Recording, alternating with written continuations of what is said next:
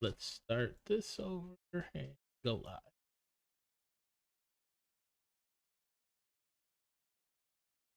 Yo, what is going on, guys? DPS Podcast episode 57. 57. Man, it's 56 was last week, so you know the next number after 56 is 57. I can count, can't spell, can't read, but I can count. But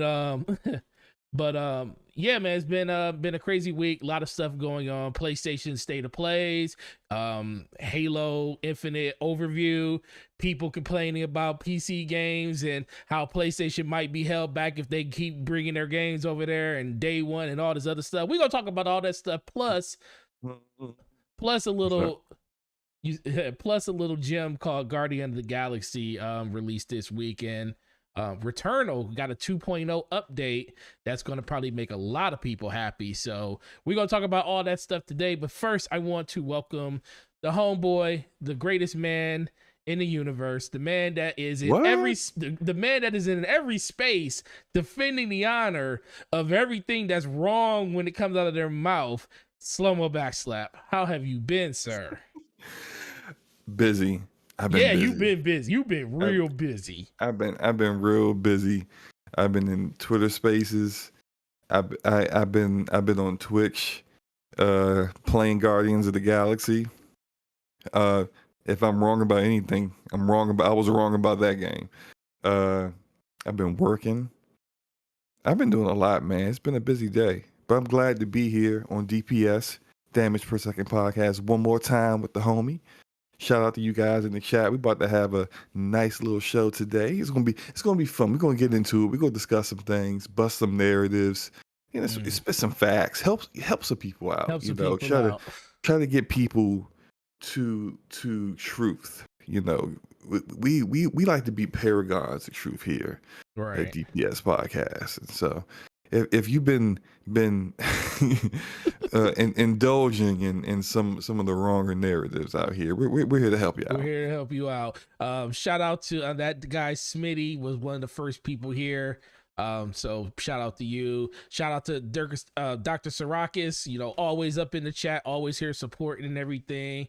And then we have our boy Hustle and Motivate up in the chat. What's up, Hustle? Got Hustle up in here. Then we got Alpha Will up in the chat. Sir Taz up in the chat.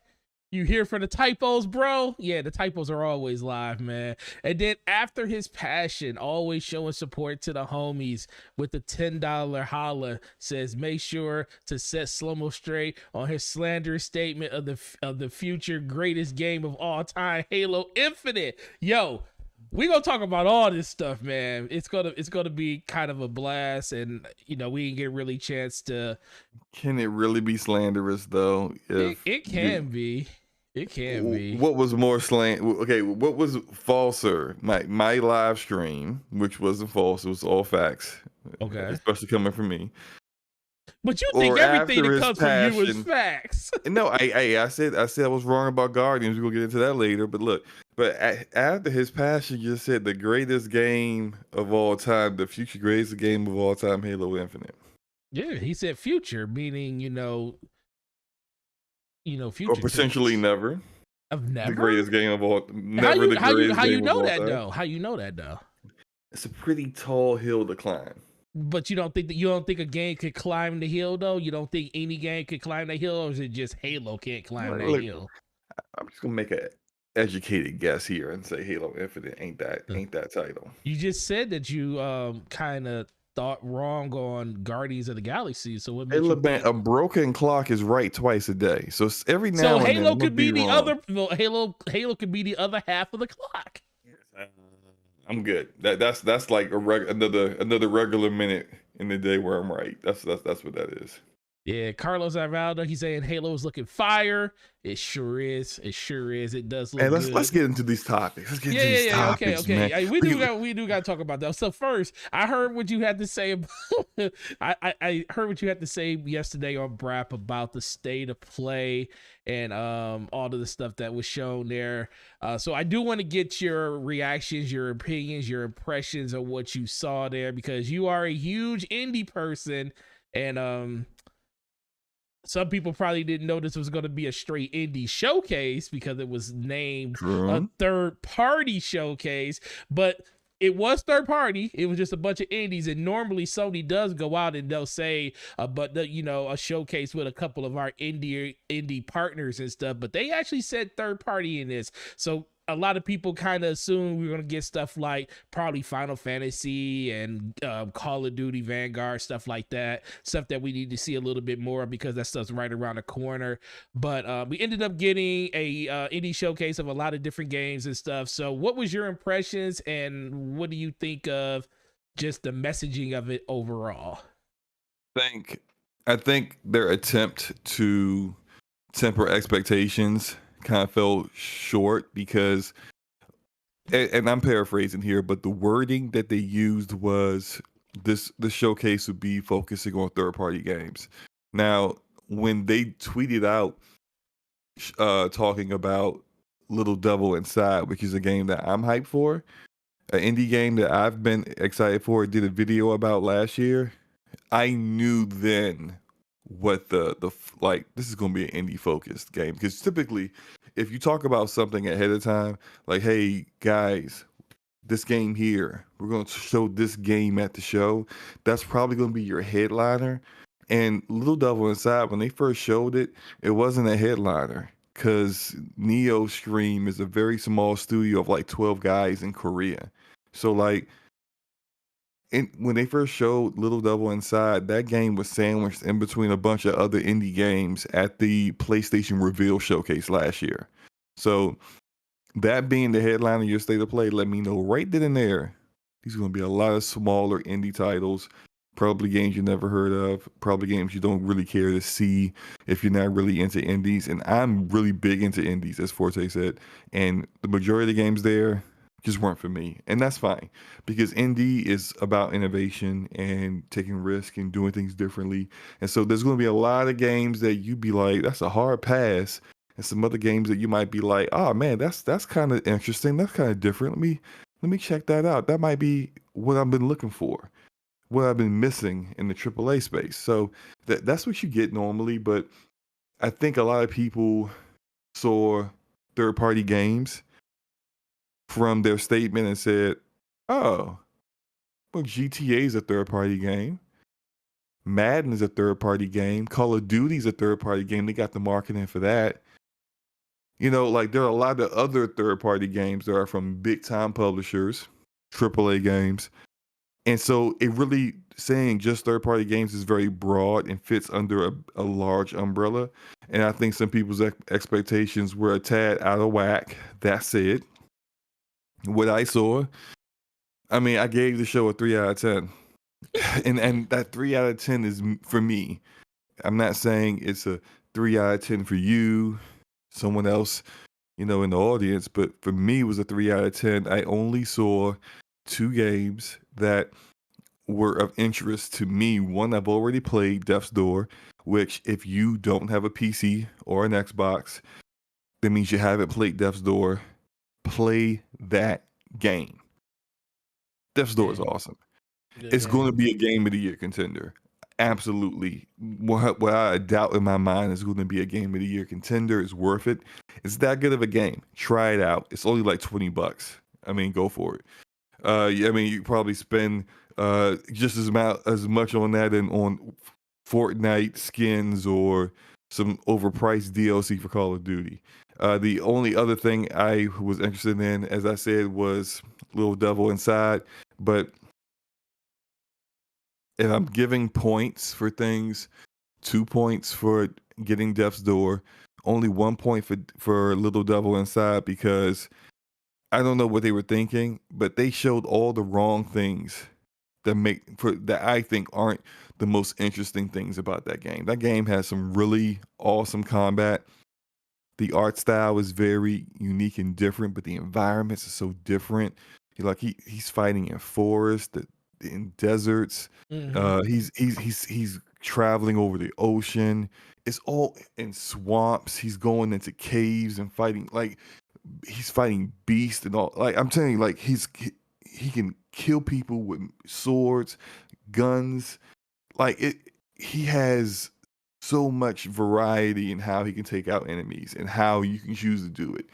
And a lot of nice humor too. Like a lot of like low key kind of humors like that Right. that isn't very overt.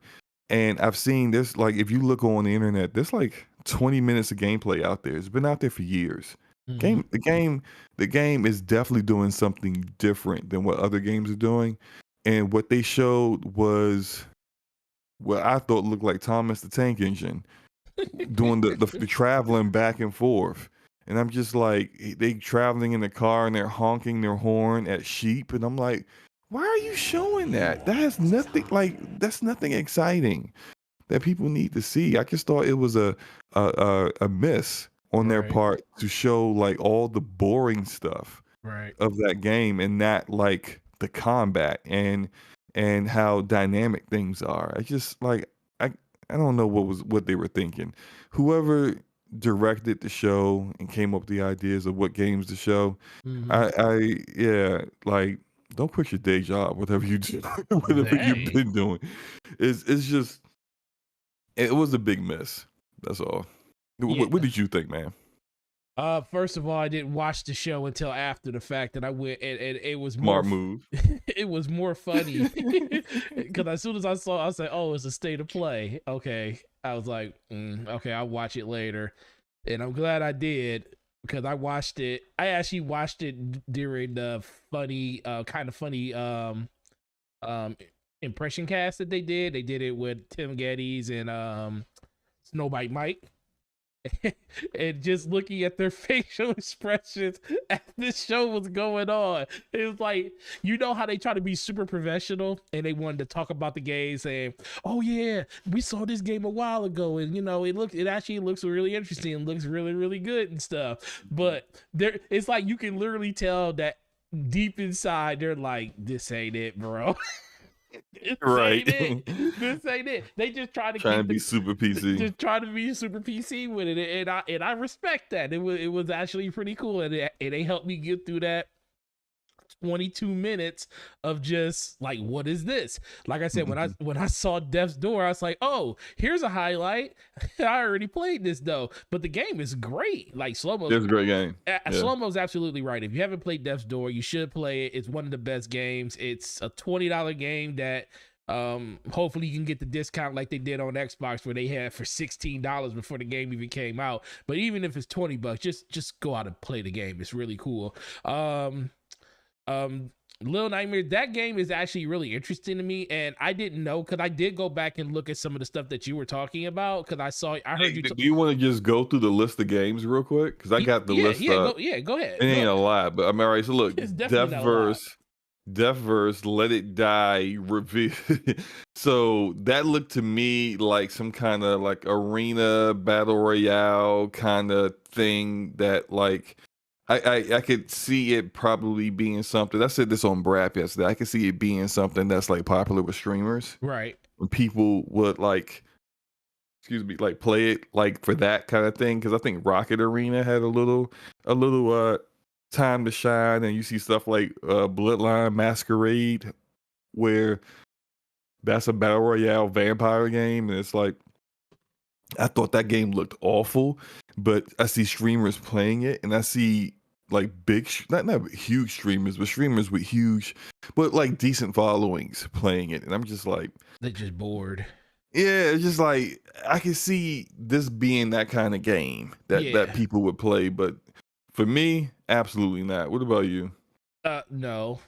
Like I said, the one game that I saw on the list was Death's Door, and I already did it. And then the second game was the Nightmares that you were talking about. And like I was saying, I went back and looked at, because you were on Brat before I got there, and you were talking about it, and talking about how they showed other things that was more interesting, and how they showed the game just did it a disservice. So I went back and did some research, and I was like, oh yeah, what they've been showing up until this point is way better than what they showed in this presentation or in this state of play. And I don't know if it's just because state of play is more of it's kind of focused, but it's normally not just focused on indies, because this has been the first state of play probably in the last couple of months that hasn't been really focused on a big first party or second party game like Deathstroke or something, because we had, you know, the one back when Returnal came out. Deathstroke. What the heck is the name of that game? Deathloop. Deathstroke. Deathstroke. There it is. Hey, everybody, you just got your number. You got your first one for the day. Deathstroke. Oh my god. Because that game will give you DC villain. Because that game will give you a stroke if you play it. But no, seriously.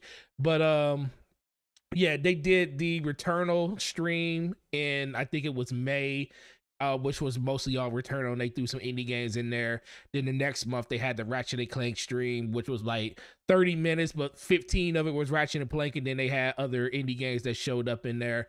And then they did the same thing with Deathloop, and that was the main showcase game during that month too. And I think they did one when they did the when they did Days Gone going to PC, talking about the things that they were adding to the game and stuff. That was, I think that was tied with the Death Stranding stuff, and they also did indie games and stuff in that one too. So this is the first time that they haven't done anything like that, and it kind of shows that for the fact that it was only a 22-minute stream and stuff, which is nothing wrong with, you know. Phantasy Star is old, as you can see on the screen. That's an old looking game at this point. What did you think about the game that's like about a band, but it's like a real band or something? Real band, yeah. Like We Are OFK. I look now. See, that's what I'm talking about when it comes to indie game. You don't see AAA games being funded that do something like that. That's completely different and unique.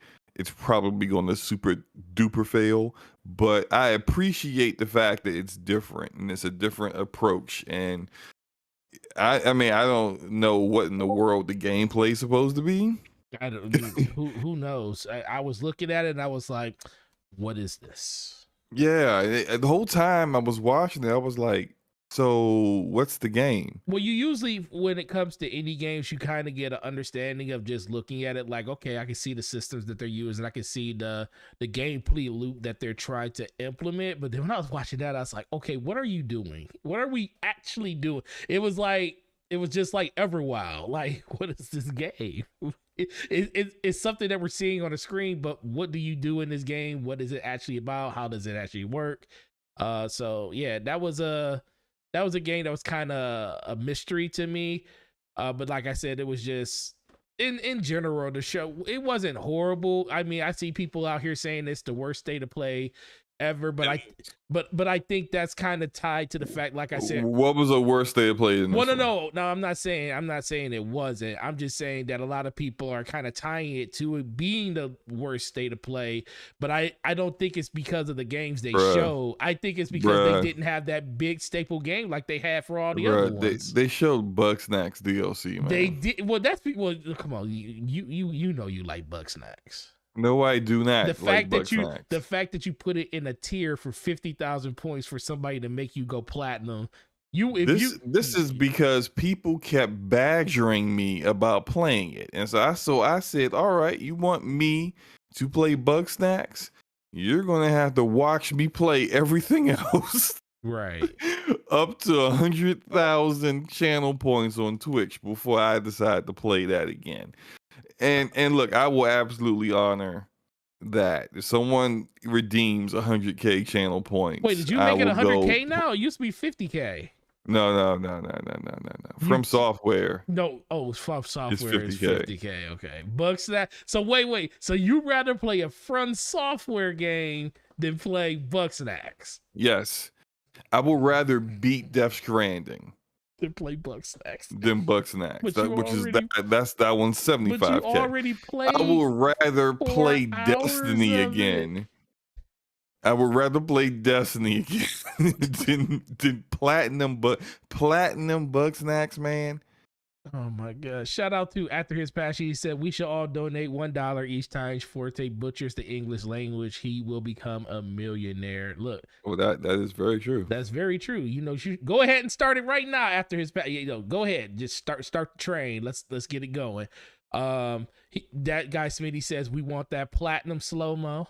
And then Arodimus says, and that's why Slow-Mo loved the show, because he's going to get that Bucks Next DLC for free. The heck I am. Look, yo, they show. No, wait, that's a good question though. Wait, before you go, that is a good question.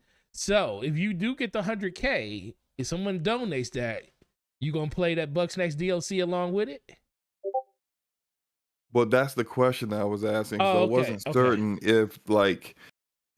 Okay, so you know how like, all right, well this is the case with Spider-Man. I have the Spider-Man Platinum, the Insomniac, but I have it 100% Spider-Man. You know what I mean? Because I platinumed the game before the DLCs came out. You still get you still get the platinum, because there's a main Right. there's a main progression story that still leads you to the platinum, even if you don't get 100%.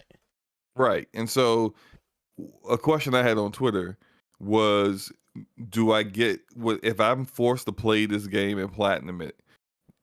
Is it just the main game, or now if that DLC comes out before somebody redeems 100K channel points, do I then now have to do all of it? Which I couldn't get a good answer on that.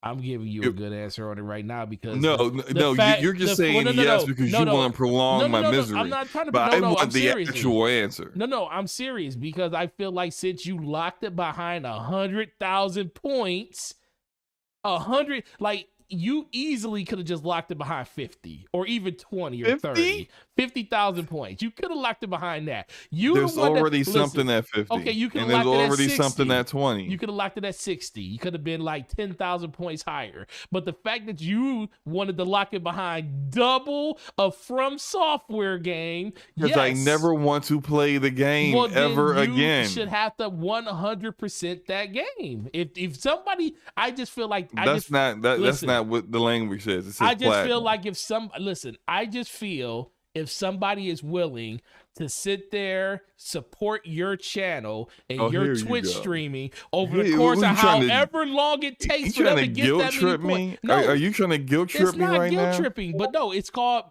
servicing your community. If somebody is willing to sit in your Twitch stream, and I appreciate every single person that does, every time that they sit there, you should be. If they say mental health is something that I value, and if I'm going to have to do this, I'm going to do it.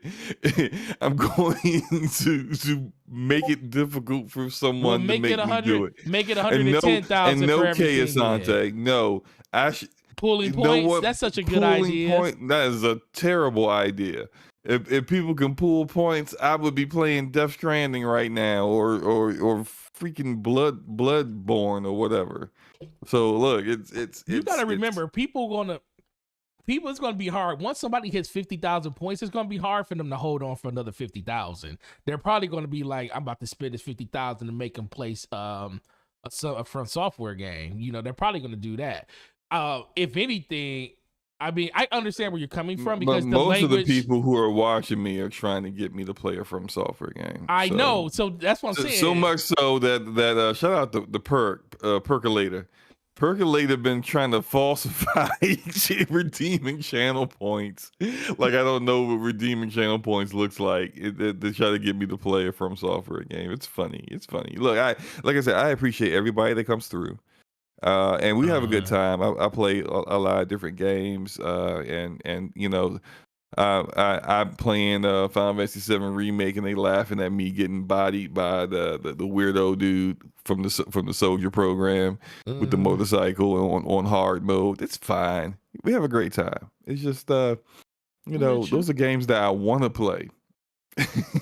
those are games like I said, that I want to. You made it a community challenge for somebody to spend 100,000 channel points on one objective. So I just feel like whoever hits that, you should have to do, because the only reason the language says platinum is because that was all the achievements before. But now we're at a My situation where God. they added new Dude, stuff to the game. I don't know how big this DLC is. I don't know Okay, even if it's how like it's long it 3 or may 4 take. extra hours, that's fine. You'll survive. You'll survive. Get back to the topic. So like, Santi says, honestly, I just love your chat. Cloudy, you tried to get you to play trash games. right, pretty much, right? So look, back on topic. So state of play. What is up? Go ahead. What is up with the Star Ocean game they showed? It's ugly. It's been ugly. I'm like, I can't believe that in 2021 you really out here trying to reveal a game that looks like it was made for the PS3. I mean, like completely outdated game design, visuals, everything. And for it to look the way it looked, and the frame rate in the trailer to be all over the place, just like, what are you doing? Like, that doesn't make any sense to me. That Square Enix, but Square Enix been doing a lot of like wild stuff lately. Yeah. Like, all this time, and Babylon's Fall looks like trash. They finally showed it. That Final Fantasy Origins game looks awful. And I played it. I played the demo on PlayStation, and I didn't even finish the demo. I didn't even finish it. It was so bad. I was just like, nah, fam. This is from the dialogue to the combat. All of it was terrible, and I was just like, I cannot believe they approved this. Yeah, I'm with you. Arodimus says, slow-mo, you mean I'm over here gifting you subs and watching you when I can, and I put up 100K and you not going to complete the game 100%? That is not what the language mean. That's what the language meant at the time when that game. No, there was a platinum was 100% of your. Stop trying to duck and dodge. I'm not ducking and dodging. A platinum is a platinum. Slow-mo. Before they announced it, slow-mo. Hold on. Look, if it comes out that like there's, for some reason, when this DLC drops, the only way to get a platinum is to also finish 100% the DLC as well, I will do that. This is why I asked the question on Twitter, because I was honestly, because you're scared. Partially, but the other part of it was I had no idea. No, so listen. I did not know. I have a simple math equation for you, slow-mo. I need you to answer this for me because I know you're very astute and stuff like this. First of all, we need to set the ground rules here. Is it or is it not? When you made this thing for Bugsnax, was it or was it not platinum on the game gave you 100% progress in the game? That was before we knew there was a DLC. Before we knew. Before the DLC, was platinum in the game 100% in the game? Was it or was it not? What's a platinum? You tell me. 100% in the game at the time, right? At the time of the platinum, when the game comes, slow-mo. I don't know. I don't even know when this DLC come out, because somebody tomorrow could redeem. It's next year. It's next year. No, actually, it's this year. Actually, I think it's the end of this. I think it's the end of next month or something like. Oh, actually, it's on the screen. You're showing it right now. It's showing on the screen. It's gonna tell you. Look, don't you like all those little tasty? Oh, early 2022. So that's the messed up thing right there, because it's gonna take somebody about that long to get that many channel points. Not really. This is people already at like 30K. Yeah, so look, what's going on, Fonz? Brother? What's up, Fonz? And I stream like every day. So like, every weekday. Most days. So like someone's gonna reach there before somebody's this gonna comes hit you out. Upside the head real hard, and you gonna be mad. Yo, can you put something else on the screen? I ain't trying to look at that, yo. This is just look. back to the show. We're still talking no one PlayStation, cares so about go ahead. no one cares about Bugsnax. Why'd y'all show that? That Star Ocean game looked like the worst thing in the world. Why are y'all still? Who cares about Friday Nights at Freddy's? Why is this still a thing? There's like 12 Friday Night at Freddy's games, and they're all the same. I know this one is different because you can move around, but how is that like your big innovation? You can move around. Yep. You can move around. It was a bad show, man. It was a bad show. 3 out of 10. Okay. I'm being generous. I agree 100%. And we can definitely move on from this conversation, but shout out to Willem Scream up in the chat. Shout out to Outbreak Podcast in the chat. You know, shout out to Fonzarelli Gaming in the chat. You know, it's what's up, Fonz? The whole family's up in here, man. KSIT up here laughing at you and all this other stuff. It's a great time, man. Somebody gonna make this man play Bugsnax, and we gonna get him. He gonna have to play the DLC. If someone's gonna put down $100K, can you move on? Why are we still talking about this? $100K, man, we gonna do it. But okay, so God of War, we already talked about it last week, is coming to PC. And a lot of people, you know, some people are saying that they like it, they're down with it, and there's a lot of people that thinks that, you know, this is a bad precedent for Sony to be setting because they think that it's going to kind of, you know, take away from the experience of owning a PlayStation platform, predominantly a PlayStation 5 over the course of the next generation. And my homeboy, the man that's always going to jump into spaces and defend everything when it comes to like trying to put these people in them place. Slow-mo, tell me what your thoughts are on, will PS5 games suffer if they were made day one on PC available? Absolutely not, and I don't think they will suffer. Now, you could look at this from a couple of different ways. You could say suffer in regards to, is it devaluing the platform, which some people feel it is, and like our homie Luca, who was on last week, believes it is devaluing the platform. It depends. It depends on how you look at certain things, but when it comes to the quality of the games, I do not think that Sony would sacrifice the quality of the game for selling the game on another platform. Right.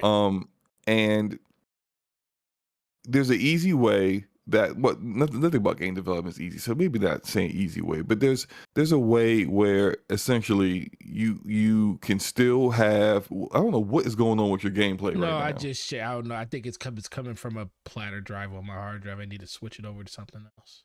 I'm like, what is happening? Yeah, it's like yeah, it's all over the place right now. I was looking at it, I was like, whoa, what's going on? That is what God of War is going to look like running on a potato PC in January. Anyway, that's what we're trying to illustrate.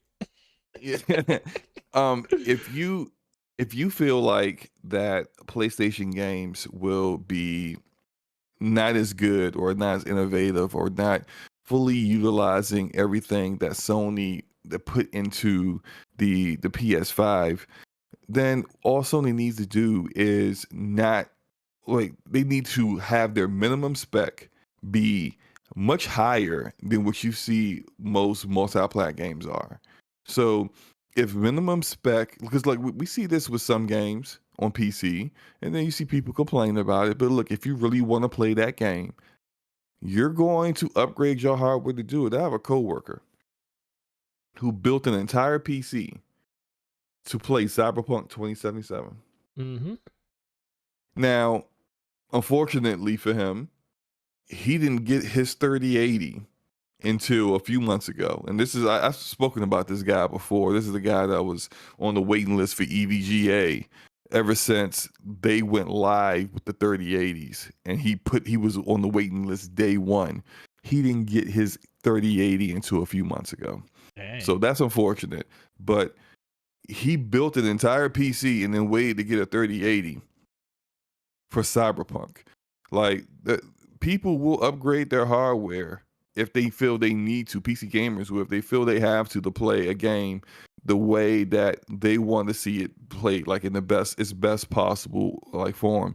And if Sony doesn't want to compromise the vision of the developers, they're just going to make the minimum spec what it is. The minimum spec will be where PC is as far as hardware and its performance compared to the PC components that are out on the market. And right now, the PlayStation 5 at this moment is like a mid grade PC. Yeah. The GPU is equivalent to like a 2060 Super. The CPU is Zen 2. That's really old for PC standards. And you got like your typical like 16 gigs of RAM. The IO architecture is fairly advanced compared to what most PCs are, but now as of right now, you can build a PC that's faster. My PC is faster at the moment. Yeah. So you can do these things, and you can set it for a particular recommended / minimum spec that is going to be just fine, so that your developers don't feel they have to compromise anything, or they have to work in pre-production. They have to worry about a particular trash potato PC out there running on a mechanical hard drive. Right. Already, I've seen not minimum spec, but recommended spec for some multi-player games saying you save the SSD. Right. So it's already moving up, and it's going to continue to keep moving that minimum spec up. So at one point, minimum spec is going to be what you see your Xbox Series X and a PlayStation 5 is. So it's just like that will take some years from now. But like, all I'm saying is that they don't have to compromise their games. Don't compromise the quality. And I don't think Sony is that kind of platform or publisher that will compromise their games. I don't think they'll do that at all. I think if the games that are coming out now, like they're not compromising the game to have it run on something else. Like even though God of War will be capable of running on like a 1060. Matter of fact, they probably haven't come up with minimum spec yet, like system specs yet. Let me double check. I don't think they've come out with anything like that yet. Which game? Wait, they have. For which game? God of War. Oh, God of War. They did. Okay, so God of War, minimum spec, the minimum GPU is a 1050 or RX 560. And 8 gigs of RAM. Look, by the way, here's another thing. That's already better than what the PS4 was. Yeah, that's already better. And the Pro. And they said recommended SSD storage recommended for minimum spec. Even though usually when I see minimum spec, I'm like, bro, I hope no one isn't really looking at that and saying, I got enough to run. Like that's not going to be a very good performing game for you. But the recommended is a 1060, i7 4770K. That means Intel. That means the game CPU. is more CPU intensive than it is GPU intensive. Yeah, and 16 gigs of RAM memory, which is standard, pretty much. But it's just like this is for a game that's already 3 years old. They're going to continue to keep coming out with more games. They're going to continue to keep coming out with more PlayStation 4 games that did really well. Mm-hmm. Like they said, the whole slate. The whole slate can't be changed to, well, some of the games. No, whole slate, man. Whole slate. Everything that they're making will eventually come to PC. Now we can talk about day and date because I know that's what the topic is, right? Yep. We can talk about day and date.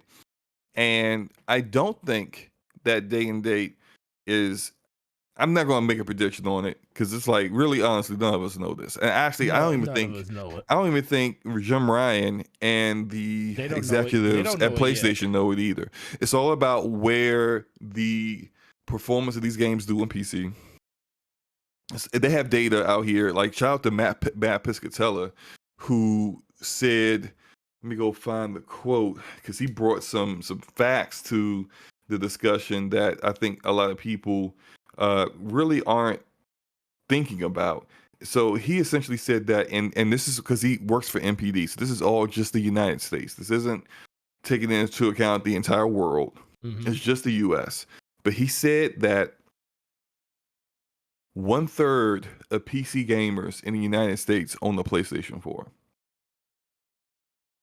1/3.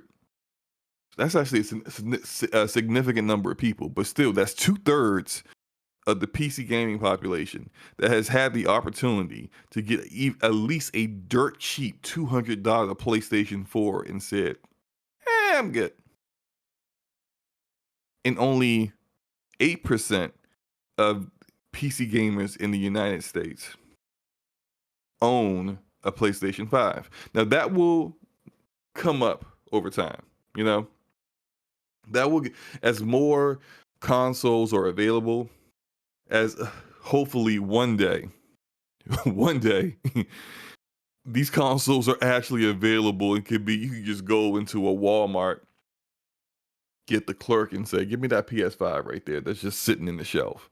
One day, that would be a possibility. Not today, of course, but one day, right? One day. So we know that 8% will go up, but more than likely, it's probably not going to go any higher. And it will take years for it to get there, but it probably won't get any higher than that 1/3 that the PC community is currently at in the United States.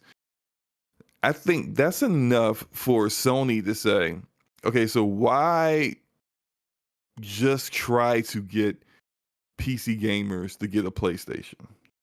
I mean, we got some great games over here that they don't have.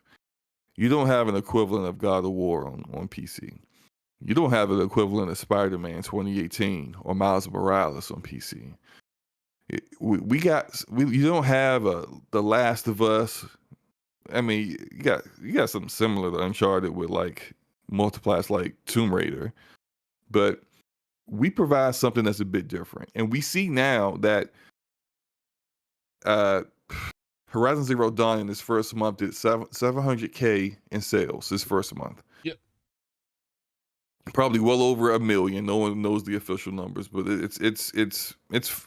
that's all nothing but, you know, good revenue and profit for them because that game was old when it came out. And they sold it at a full price when they put it on PC. Yeah, right. Death Stranding has been on there. Days Gone has been on there. And now God of War broke pre-order records right, exactly. on Steam. On Steam. Game not even out yet. They making money off this game, off just the announcement in its title, in its status as the game of the year of 2018. Right. These are people who either are double dipping, but not too many of them, or people who just know about how good this game was and have never played it because they refuse to play games in a closed platform. And so that's their preference. And they don't see the value in, regardless of how good this game was, they don't see the value in spending X amount of hundreds of dollars on a platform to play one game. And so, as Sean Layton once said, why try to get them to come to you to play your games? Bring the games to them. Mm-hmm. And I think that's what they're going to do. Now, whether that turns into day and date, even if it does turn into day and date, so what? Why are you upset? These guys are PlayStation gamers. They love PlayStation. They got PlayStation all over their Twitter profiles, on their profile page, their banner is PlayStation, it's Kratos, it's Nathan Drake. Some of these guys are the same people that was like, nah, fam, look, God of War go to PC, and shout out to the homie Blaze, but God of War come to go to PC, I'm cutting my PS4 in half. Sound like BG when he said he was gonna throw his PC PlayStation out of the window. Some of these guys, man, I'm building a PC. I'm telling you, another PlayStation game, go to PC, I'm building a PC. Have they built the PC yet? No. Because it's all cat. You're not building a PC. You love the PlayStation environment, and there's nothing wrong with that. You love the PlayStation environment. You love the simplicity of consoles. Right. You love being able to just come home, sit on your couch, turn on your PlayStation, and play a high quality game without having to worry about whether you update your drivers or why the performance changed from yesterday to today, or regardless of the fact that your hardware is superior to consoles for some reason, but at launch, your PC rig isn't outperforming the other weaker hardware because of some optimization issues. Or, man, wait a minute, hold up. Is it because I'm running this program that monitors my stats that my game won't perform well? Like having to troubleshoot those things. There are a ton of people out here who don't want any parts of that. Right. And I was one of those people for a good long time. And this is why preferences are fine. And this is why Sony understands that they can put their games on PC and you're not going anywhere. You're not building a PC. You're not going to go spend $2,000 on a pre-built. You're not doing it. You aren't.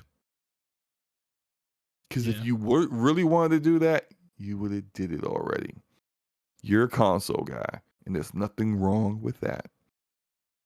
So even if it goes day and date, what's it devaluing? How is it devaluing your experience? You're still getting the game. They never said we're making we're gonna now. This is where it would devalue your experience. Sony comes out to say, yeah, so we started the whole PlayStation PC branding. So going forward, we're going to have some of our developers make games only for PC. Now you're being devalued.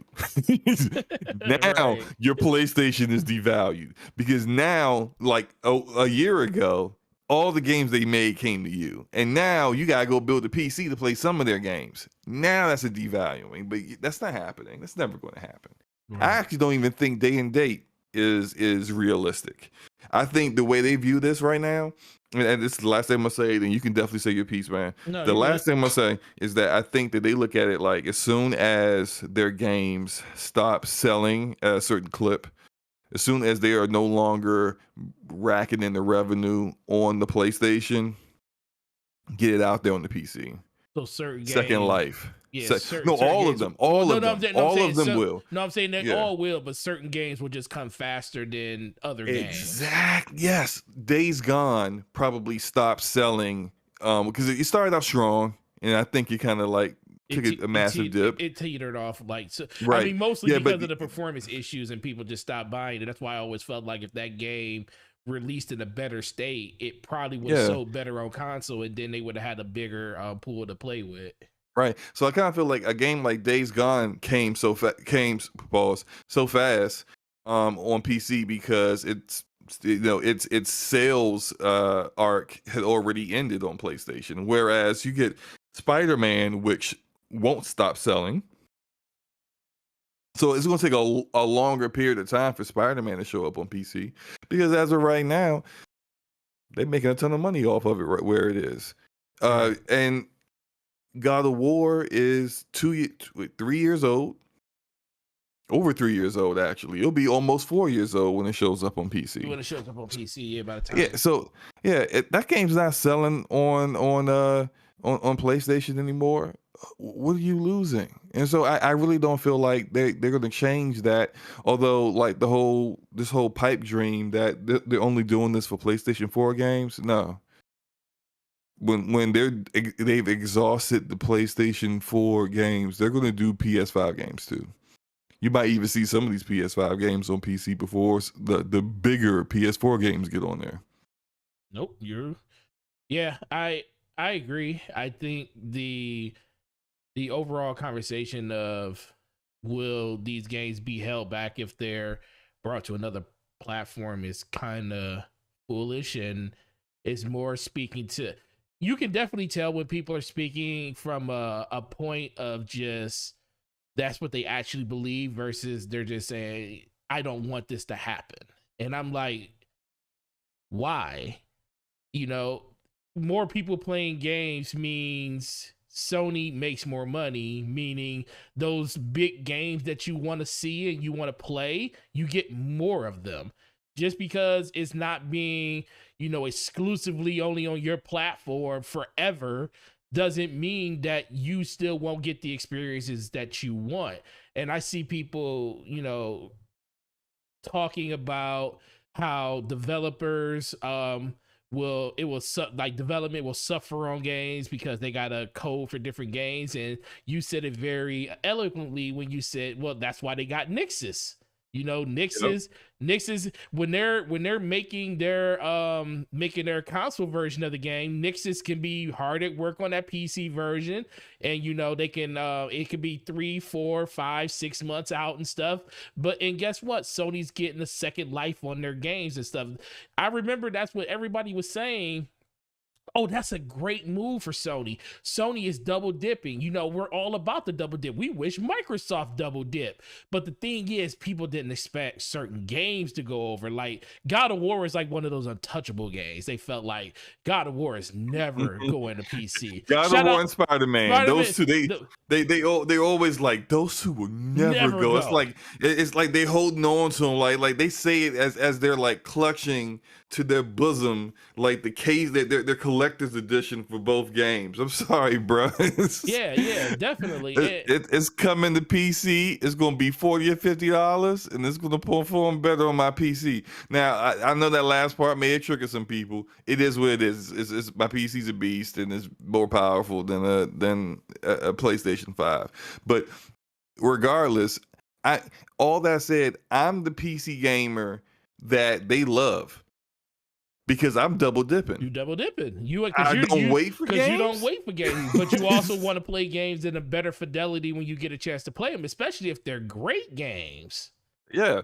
I'm buying God of War twice. I bought it already on 2018 and beat it, and I'm gonna get it in January and beat it again. Yeah, I did that with, except for Days Gone. I think Days Gone sucks, but I mean that's just my opinion. I bought Days Gone on PC, and it runs. It's almost a different game, and that's another thing that people don't kind of understand about PC. And shout out to Actor His Passion with the $5 holler saying slow mo. That was an excellent analysis, amigo.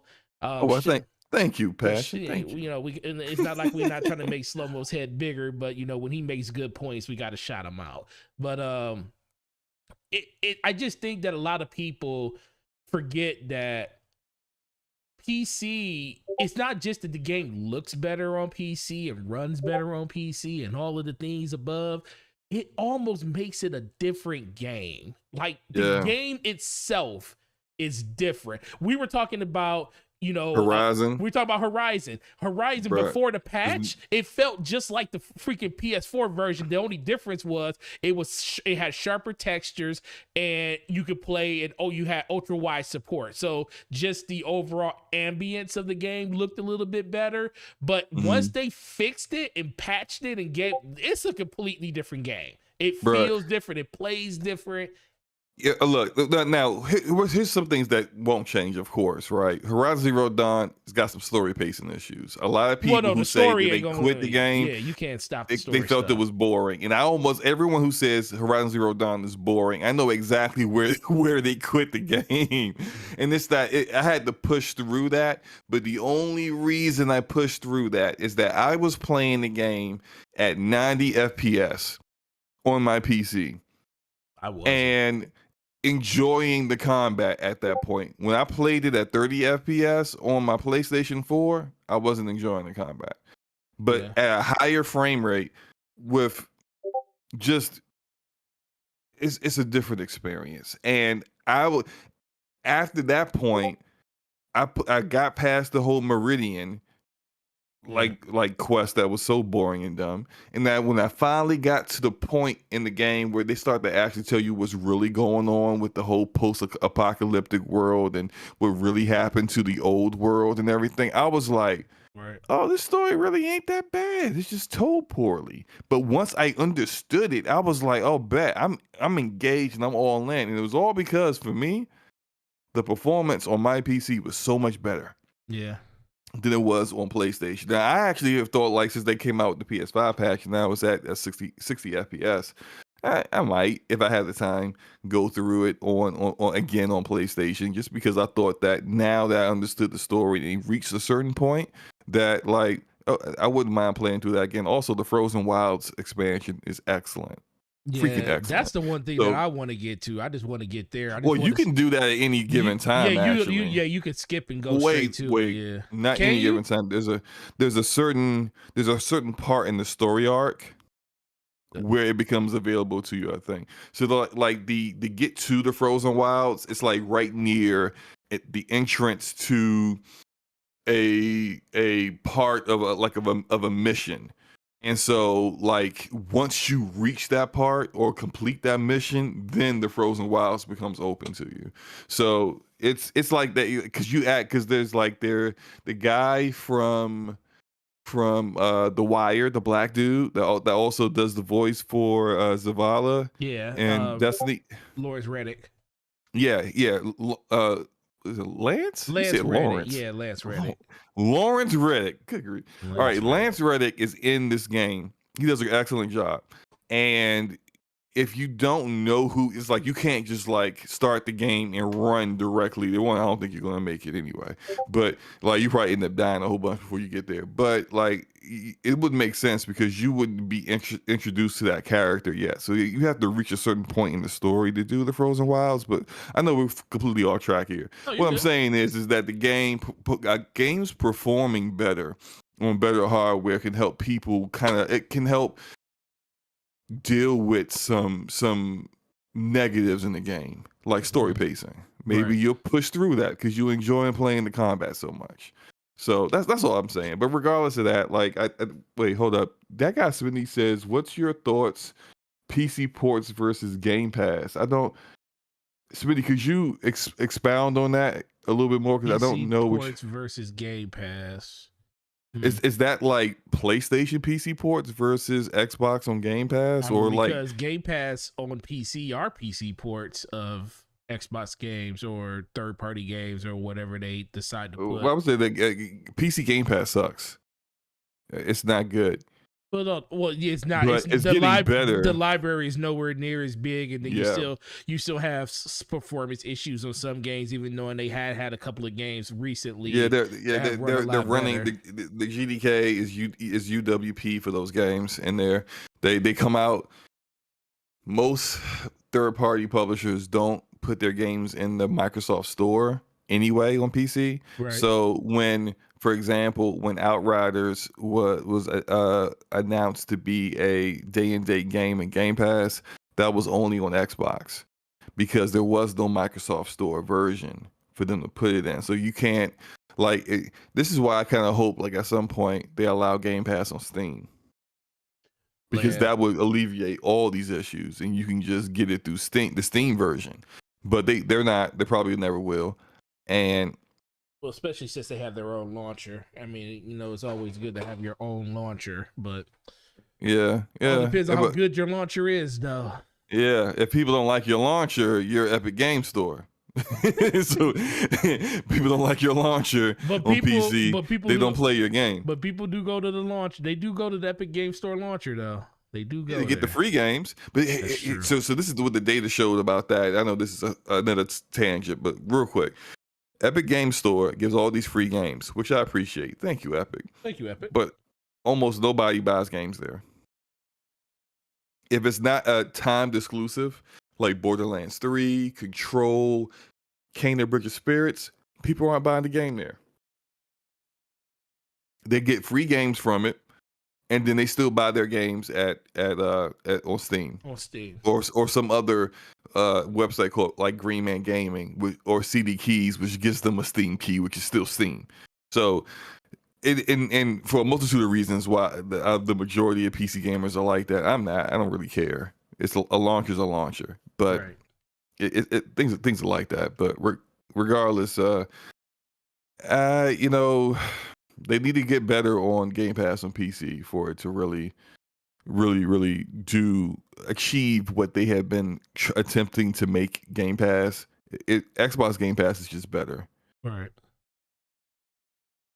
The Epic is garbage. Stop the count. Stop the count. It's pretty bad. They're It's just pretty getting bad. achievements. They're just getting achievements. It's pretty bad, bro. It's on the Epic Game Store. Come on, man. It's super bad. No, but I agree. I think in general, people need to stop worrying about what PC is going to do to the console market. There is a Matt Piscatella, you tweeted it out earlier, had a really good tweet where he talked about 1 out of 3 people don't even have a PlayStation 5 and like a PlayStation 4, and 8% of the people that are on PC, 2/3 of PC gamers don't own a PS4. And then they said that's been out since 2013. And they said 8%, and what was it? 8% don't own a PS5, which leaves a massive opening for them to bring those games over to PC because that's a huge install base that they're not even tapping into. This is the thing that people kind of confuse. We all look at a bunch of different streamers and a bunch of different, content creators. And we tend to kind of think that that's everyone because we see like, oh, such and such has a PlayStation and oh, he plays on PC too. And he's there day one on console when that game comes out. So if they just bring it to PC, then he's not going to buy the game on PlayStation. He's going to buy it on PC. And I'm sitting there like, no. There is, just because you see one person doesn't mean everybody does that. There's a lot of people that waited on Grand Theft Auto. Grand Theft Auto was one of the best games that came out last generation.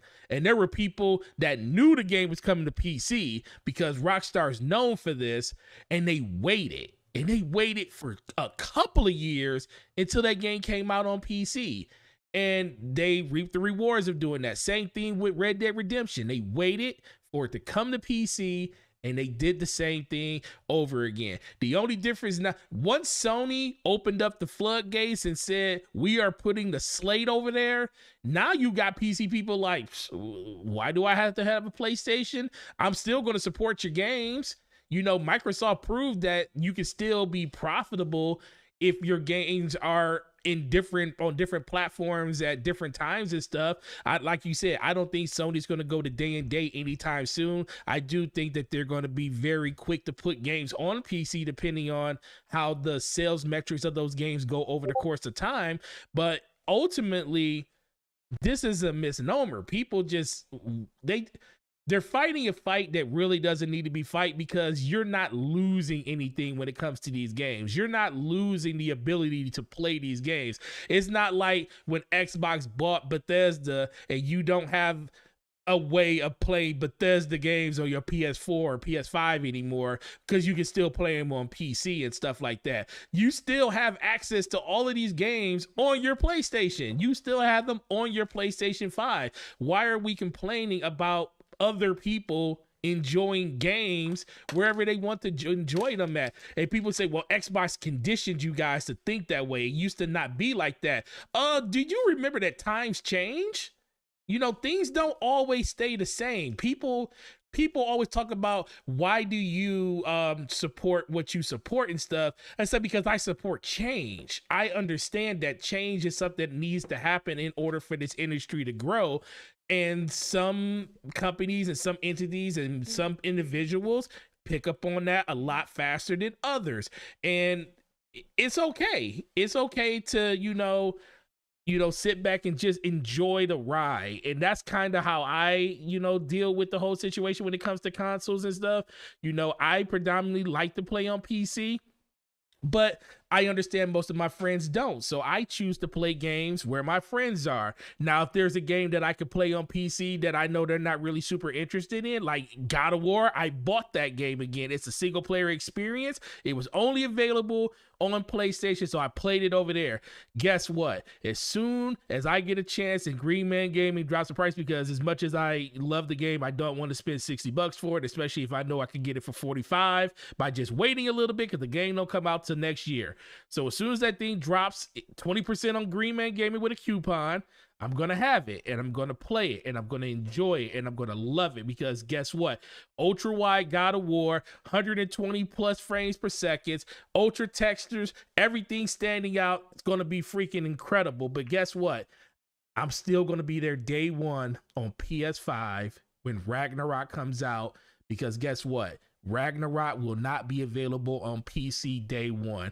It might be 3 months later, but I'm not going to wait 3 months to do it. And that's the thing that a lot of people kind of got to understand about this. So, you know, I understand that people want to defend their turf and they want to defend their preferred platform, but all you're doing is hurting the developers and the publishers that you try to support, because all you're doing is taking money out of their pocket by trying to talk people out of buying games on a platform that isn't a Sony platform. And once we get that through our heads, we'll be a lot better off. Yeah, man. Look, it's. I think we killed this topic, man. It is what it is. Those spaces also, killed me. I did want to say, like, don't, even if you are the kind of person that's like, well, I care about performance and well, I care about the performance of these games in particular, and I don't see the value in owning a PlayStation 5 any longer if those games go day and date. Well, look. You want to spend, let's say when prices get more regular, because as right now, now, they are not regular whatsoever, and you can thank the cryptocurrency market and scalpers for that. But if you want to build a PC or buy one, right, when the market gets like, let's say retail price for what GPUs are supposed to be and what the aftermarket used market prices are for an equivalent to a PlayStation 5, you're looking at well over $1,000. Right. Well over $1,000. You want a 2070 Super, like that retail was $500, and now like is probably $1,000 on its own because of the way the market is. But if the market stabilized and then went back to a more normal price, you're probably looking at like $400 for that alone, and then you gotta build the rest of the PC. Like, if you want to go that route, go for it. But if you want to outperform and get the best of the best, you got to spend a couple $1,000s, man. So like, but if you're fine with that, then hey, welcome to PC. Because this is where you want to be. If you care about performance like that and you want to make sure that you're playing the best possible fidelity and performance that you can get. I mean, that's not what console is ever going to provide you. Nope. So not at all. Yeah. So yeah, we definitely killed this conversation 10 times over. Let's move over to you know, we're really big in the Xbox community, Slow-Mo. People in the Xbox community love us. You know, we got people. Really? Yeah, they do, man. We got, you know, I thought I was hated.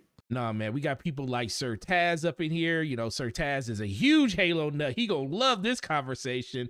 I don't know if he gonna love you after the conversation, but he gonna love this conversation. We got a Rodimus in here. We got Jay. We got Fazarelli Gaming up in the house. You know, I saw, you know, my incognito and stuff. You know, Big Cloud, you know, he don't know what he want to be. Sometimes he PC, sometimes he PlayStation, and Big Cloud, we gonna talk. Confused. He definitely confused. But let's talk about Halo Infinite, the overview, the thing that everybody wanted to see, co-op. How is it looking? What's shaking with it? What was your impressions? What did you see, Slow Mo? I did check out your live stream after the fact. I was dying laughing. Part of me felt like it was some trolling going on. So I'm gonna give you the floor. I wasn't trolling. I'm gonna give you the floor, and I want to hear what you got to say about this. And remember, Sir Taz did say he said in the live stream with the Iron Lords that he will not tolerate any Halo slander for the rest of this week.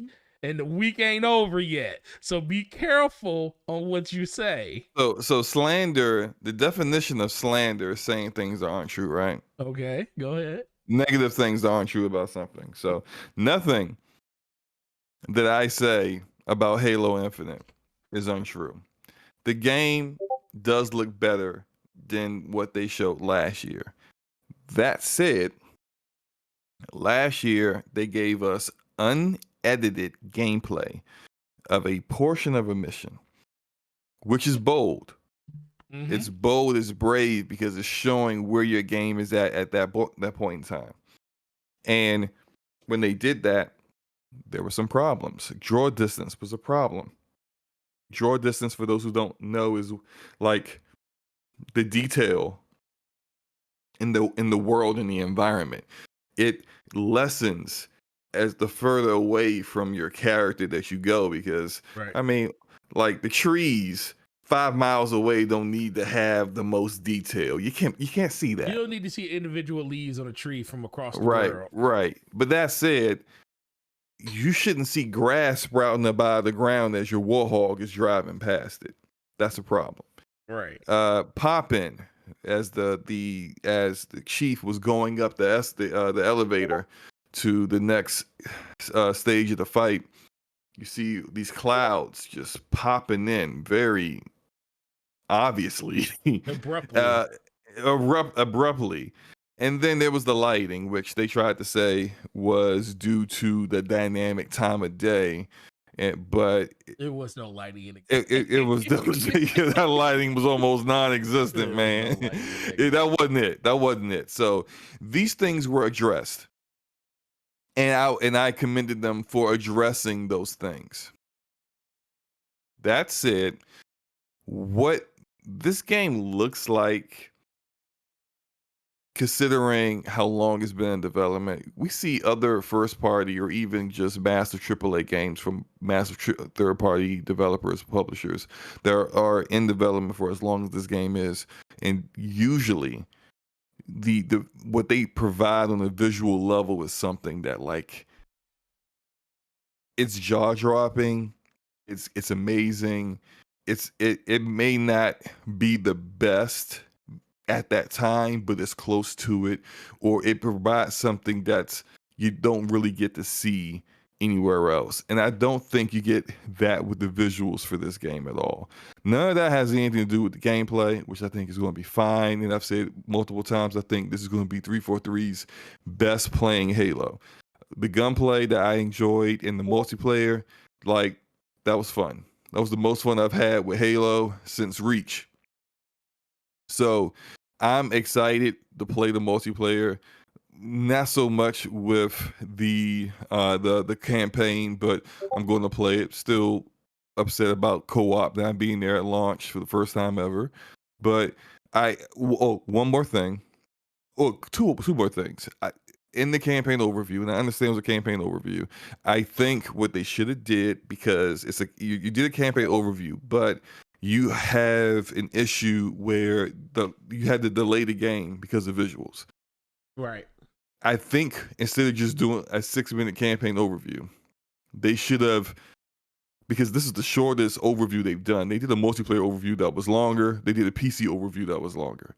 I think what they should have did was they should have showed us unedited gameplay again for a certain period of time, then do the overview where they start talking about the upgrades and how you can get thrusters now.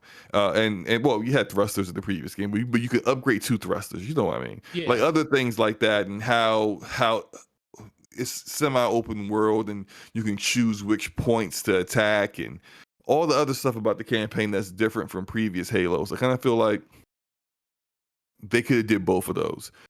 And most overviews aren't just 6 minutes long. It was basically a 6 minute trailer. And I've kind of felt like they could have did a little bit more there. And my last point is they try. I think they kind of tried to hit people with the okey doke when it came to the main villain Escarum, I believe his name is. So Craig got hair now, which is great. Remember, you and me was arguing about this, and I kept telling you the brutes have hair. Brutes have hair. So like, why do these brutes not have hair? So I think somebody, I'm not saying they listen to the show, but somebody heard me because I felt like I was the only person that was complaining about these brutes not having hair, and they got hair now. So thank you. They have hair now. But that's it. Escarum was another person that people complained about the lack of textures on his face when they showed him. And then in this trailer, in this campaign overview, they showed a cinematic version of him, kind of doing like probably this, almost like maybe the same speech that he was doing at the end of the gameplay they showed last year. Yeah. If initially when I first saw it in the live stream, I'm like, man, look at the difference. I'm talking to Rike, look at the difference here. In fact, I'm seeing it now on your screen now. I'm like, look at the difference. Yeah. And then I'm like, wait a minute. Wait a minute. Hold on a moment now. Is that a cinematic or is that in engine? Because I don't know. I mean, the level of quality of it was so much higher, and then I'm looking at the rest of the characters in the game, and I'm like, and then it got proven correct that it was cinematic by one of the developers on Twitter, and I'm just like, well, why show that? Because it gives people a wrong impression, and it's like you don't want to give people any wrong impressions. Right. So that's where I'm at. I'm saying it looks better than it did last year. Although, if you're expecting the best, most visually impressive game that's on the Xbox Series X, this ain't it. It's not it. It's not going to be it. Yeah, unfortunately. And I think that's kind of still the sticking point, for a lot of people. I'll talk about that in a second, but let's just I'm going to talk about just the overview in general. I actually like the overview. I think they needed to get some information out there about the game. People were going stir crazy, not seeing the campaign. I think if they would have waited till November 15th, because that was the rumor, shout out to Randall Thor. He, 19, he put it on Twitter right a couple of weeks ago, was like, we're not going to probably see anything until November 15th at the 20th anniversary, which seemed plausible. And a lot of people thought that's definitely something that could definitely happen, because we know we're going to get a lot of Halo information on that day. I'm happy they didn't wait to that day though, because everybody was real quick. Yeah, do you think if they waited to that day, November 15th, they would have had more to show? Or would you think it would just be the same thing? No, I think they have more to show. I think in general so let's be for real. 343, they on the clock. They need to get stuff out about this game now. That we're in the middle of a marketing campaign for this game. The second marketing campaign, because last year you saw how much marketing was done for this game, and we don't even know how much more they held back on due to the fact that they delayed the game. All the third-party publishers and entities that they had these deals with went out with their marketing when it comes to Pop-Tarts and Doritos and all this other stuff. That stuff still hit last year, and they even extended a lot of those codes and stuff, because you got like stuff for in-game. They said they extended it to this year. So we know that there's a lot of stuff still happening with the game. But I think in general, they wanted to get something out now, because if they would have waited till November 20th or November 15th, and I just think people would have expected even more than what they probably were going to see, because you got to think they're already looking at Halo with eagle with eagle eye glasses. They're like looking through the binoculars, looking at every little centimeter of space that's on the ground, because it didn't look good a year ago. It was very disappointing to see, because my biggest thing with 343 was they always given us a great looking campaign, a great looking game in general. Every game that 343 up until this point made look great. Halo 4 was one of the best looking Xbox 360 games ever, and it looked like an Xbox One game. Halo Infinite, say what you say about the campaign, but the game looked phenomenal. It was the best looking Halo game to that date. And then all of the stuff that they did in all the anniversary, Halo anniversary and stuff like Halo 2 anniversary, great, groundbreaking stuff that visuals was never an issue with 343. And it became an issue with Halo Infinite. Now, was it horrible? No, it was not horrible, but it wasn't what people expected from a Halo game after getting what they already got. And of course, they tried to couch it by saying they wanted to go more, back in time. They wanted to relive what, Halo used to be, what the graphical palette that they went with, which is fine, understandable, but there was no lighting in that game at all. That was the one that was like, to me, that was the one thing, like pop-ins, before, when we first saw it, I'm in the live stream just like, where is the lighting at this? Because it makes everything look flat, everything looks dull. It just didn't look, It didn't look polished. And then when we got to the elevators and the pop-ins started happening, I was like, okay, yeah, this is a whole nother level right here. But the gameplay was what we expected from it. That's the thing we tried to focus on. Me and you, we said gameplay looked good, looked really and good. That's what I was concerned about the most. Like I wasn't too concerned with visuals for 343 because they had pretty much nailed visuals in the previous two games. Exactly. What I was concerned about was the gameplay, because I kind of felt like they missed the boat with Halo 4 with the multiplayer. The campaign was fine. And actually, this might be sound a little unpopular, but I've been playing Master Chief Collection, every now and then this year. I haven't minded the Halo 4 maps. I don't know what's going on with me. Maybe my taste have changed. I don't know. But I know when Halo 4 came out, I was not with it. The Halo 4 maps, the Halo 4 maps weren't terrible. They were actually really good. It was just the retcon system they had in there with the orbital drops and stuff that kind of threw that game off. Which is still there. Like if you play the Master Chief Collection, those drops still happen in those maps. Yeah. Look, if you have everything checked, you could play Hang 'em High one map. Yeah. And the very next map, you'll play a Halo 4 map, and you'll get the wreck drops and the sprint. That people couldn't stand, like back then the way sprint was, people couldn't stand. I never ever understood how people, the purists, like I'm a Halo purist, and sprint is something that in 2021, modern advancements, man. 2021, look now.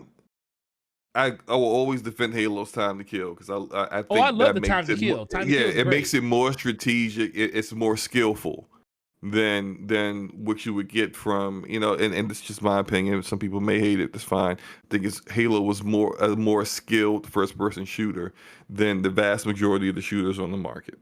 Right. Go ahead. But sprint, things like sprint and mantling, like this is stuff that's just straight modern achievements, man. This is just like keep it up with the Joneses. Like sprinting is like the reason why they didn't sprint back then is that the hardware couldn't handle. Couldn't handle when they first designed the game. They added sprint and reach. Yep, I agree. So like Bungie did. So like don't get mad at 343 for having sprint in the game when I remember the first time you sprint in the single player when you were going through the first mission in Reach and you were going through that canyon and Noble One said, all right, double time. And you hit to hold the button down. I was like, yo, you sprinting. Let's go. Because it was at a certain point where it was like, come on, man. We can't walk everywhere. We can't walk everywhere. So No, and I understand the purist side of it, but at a certain point, it's like we can't be gatekeeping simple features from other people to enjoy the game and stuff, you know, because there's a reason Call of Duty kind of overtook Halo, because Halo didn't want to change. And we're not going to say that all changes that 343 and even Bungie, all the changes that Bungie and 343 did over the course of a generation and a half were great things to do, but they did it in the way of, we need to find a way to make Halo more appealing to other people. And hopefully that's what they're doing with this one. But going back to just the overview in general, the reason I liked it, you know, outside of the fact that I wanted them to get this information out, because I think they got a lot more that they want to show and talk about. I don't think this is going to be the last that we see of the campaign. I do think they're going to go a little bit deeper into that whole upgrade path when it comes to like your mods and stuff like that. I think you're going to get like an overview for campaign or something like that, because that was really interesting. I like how the bosses they show bosses with health bars over the top of their heads, you know, and it wasn't every boss, it wasn't every enemy, it was just main bosses and stuff like that. And it's something satisfying about taking out a boss and you see that health bar go down, and it's like your hands start sweating. You might make that wrong mistake and go the wrong way, and something might happen to you. You might have to do the whole fight all over again. That's why fights like in God of War were so intense, because you can be right at the very precedent of beating this enemy, and then you choke, and that's part of video games and stuff. So I like that they're implementing little things like that. I like the fact that in general, the open world seems like it is the sandbox that Halo is meant to be in, and people may not appreciate that until they get a chance to go in there and actually play it.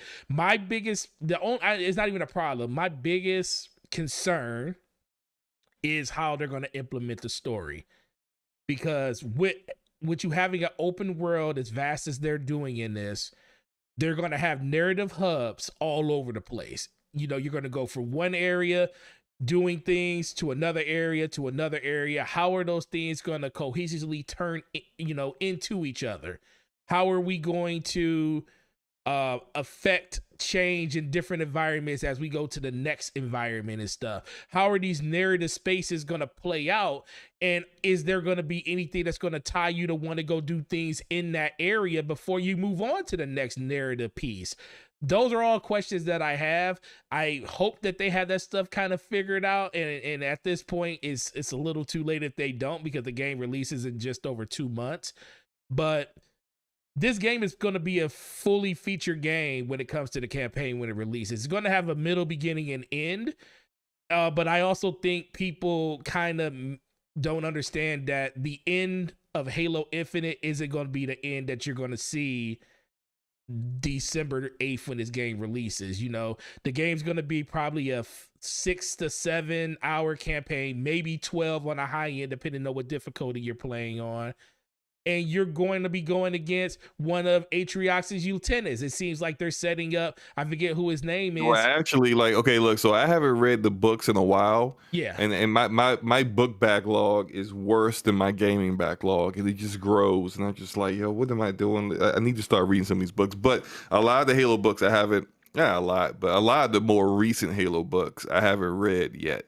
I have them, I own them, I haven't read them yet. Right. But shout out to, who was it? Somebody said Lethal Terminus was sent me some tweets. We were discussing some things about Halo today, and he was talking about how Escarum is actually not a lieutenant of Atriox, but he's actually his mentor. Really? So there was something, yeah. Now, in the I guess the hierarchy of who's who, maybe he is a lieutenant, but but as far as like, I guess he said he read that in the book that, you know, he's the leader of the Banished, or he mentored Atriox. So I was like, that's something I didn't know. So that's interesting. Shout out to him for letting me know about that, and it kind of motivates me to maybe get through these Halo books, man, because the last one I was reading was the book that came out right after Halo Guardians that focused in on Buck. Yep. who was voice acted and mocap by Nathan Fillion. So I didn't finish that one, and I got there's probably about 2 or 3 books that I've missed since then that I bought as soon as I saw they were like available, but still haven't read yet. There's not enough time in the day, man. I know between it's either play games or read books, and I just end up playing games. you forgot one, Slow-Mo. What happened? You forgot one: reading games, reading books, and Twitter Spaces. Look, man, look. You can't run from it, bro. You can't run from your. No. I'm not always a speaker. I'm not always a speaker. A lot of times, I'm just a listener, and I can be a listener while playing games. I can't really be a listener while I read books. But like I said, I haven't been reading books. I do need to read more books. Okay, absolutely. I got you. But like I said, shout out to Lethal Terminus for that tidbit. That's something I didn't know. Deli Rex, thanks for the sub, brother. Appreciate you. I'm glad you're enjoying the content that we provide. But no, I think that's mostly it for me. You know, when it comes down to where this game is going to sit for a lot of people, I think hardcore Halo fans are going to be very satisfied with it, because I think the multiplayer focus that they have in place is going to keep people playing the game for a considerable long amount of time. When it comes to campaign, I think as long as they tie up the narrative things and make you want to come back for more when they finally do come out with that stuff, I think that will satisfy them. But I do agree with the sentiment that you said yesterday. They have to be very, very on top of the cadence of how this stuff releases. You know, it can't be 6-7 months in between updates to the campaign and stuff. They can make it as long as they want to. They can make this thing last 4 years if they want to. But as long as they're coming out with consistent updates to keep that story moving forward, then I think they'll be okay. But that's where you and I guess we got into a little bit of an argument on rap yesterday. Because what I kind of feel like is, and maybe we weren't really disagreeing, but kind of like not really seeing, because I don't really think you disagree with what I said so much as how I said it. It may be the same for you towards me, but I kind of feel like you gotta either go all in on like that ongoing game, live game format, or just don't do it at all. Because kind of going halfway, I brought up other games that are ongoing games, but not necessarily first-person shooters. Like, even though Apex Legends is the first-person shooter, but it's a battle royale game. Right. Fortnite, they're doing this free-to-play multiplayer model with ongoing game content going into the campaign and story mode stuff for a reason, because they're trying to get a crowd that is interested in that. Your looter shooter crowd that loves to stay within a certain game ecosystem, doing missions and doing the same content over and over again, but if it feels fresh to them, so what? And also the younger multiplayer gaming crowd that probably has heard of Halo but didn't really play Halo because it was when it was hot. They were in diapers, but they play a lot of Fortnite. They play a lot of Apex Legends. They play a lot of these other games, Rainbow Six Siege, that have ongoing content and seasons. And so even though the Master Chief Collection has seasons and Halo Guardians has seasons, this is a bit different when you go free to play. And because free to play is about trying to get as many people into playing your game as possible, removing barriers. Right. If someone is even remotely interested in your game, the fact that it's free means that they're probably just going to go try it because it's free. And as long as they have the platform to actually play it on, which is for Xbox, damn near everything, then they're going to try it. But how do you keep those people? Because it's not, what's important to them isn't how many people are playing it in December, but how many people are playing it in February, right, in April. And so what I was saying about consistent content is that I think you had said something, or maybe it was the other guy that was there with us. Forgive me, I can't remember his name right now. Logic. Game Logic. Thank you. Yeah, and he was a great guest. He was a great guest.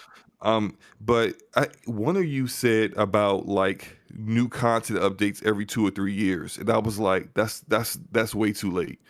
You're gonna lose people if you do that. If you look at looter shooters, the way they keep people engaged in their ecosystem is they come out with new expansions on an annual basis. Right. And if you miss that, your looter shooter is beyond failing. And then people go and play something else. If you look at Fortnite, all these other battle royale ongoing games, it's not about the genre of the game. It's about the cadence of the content.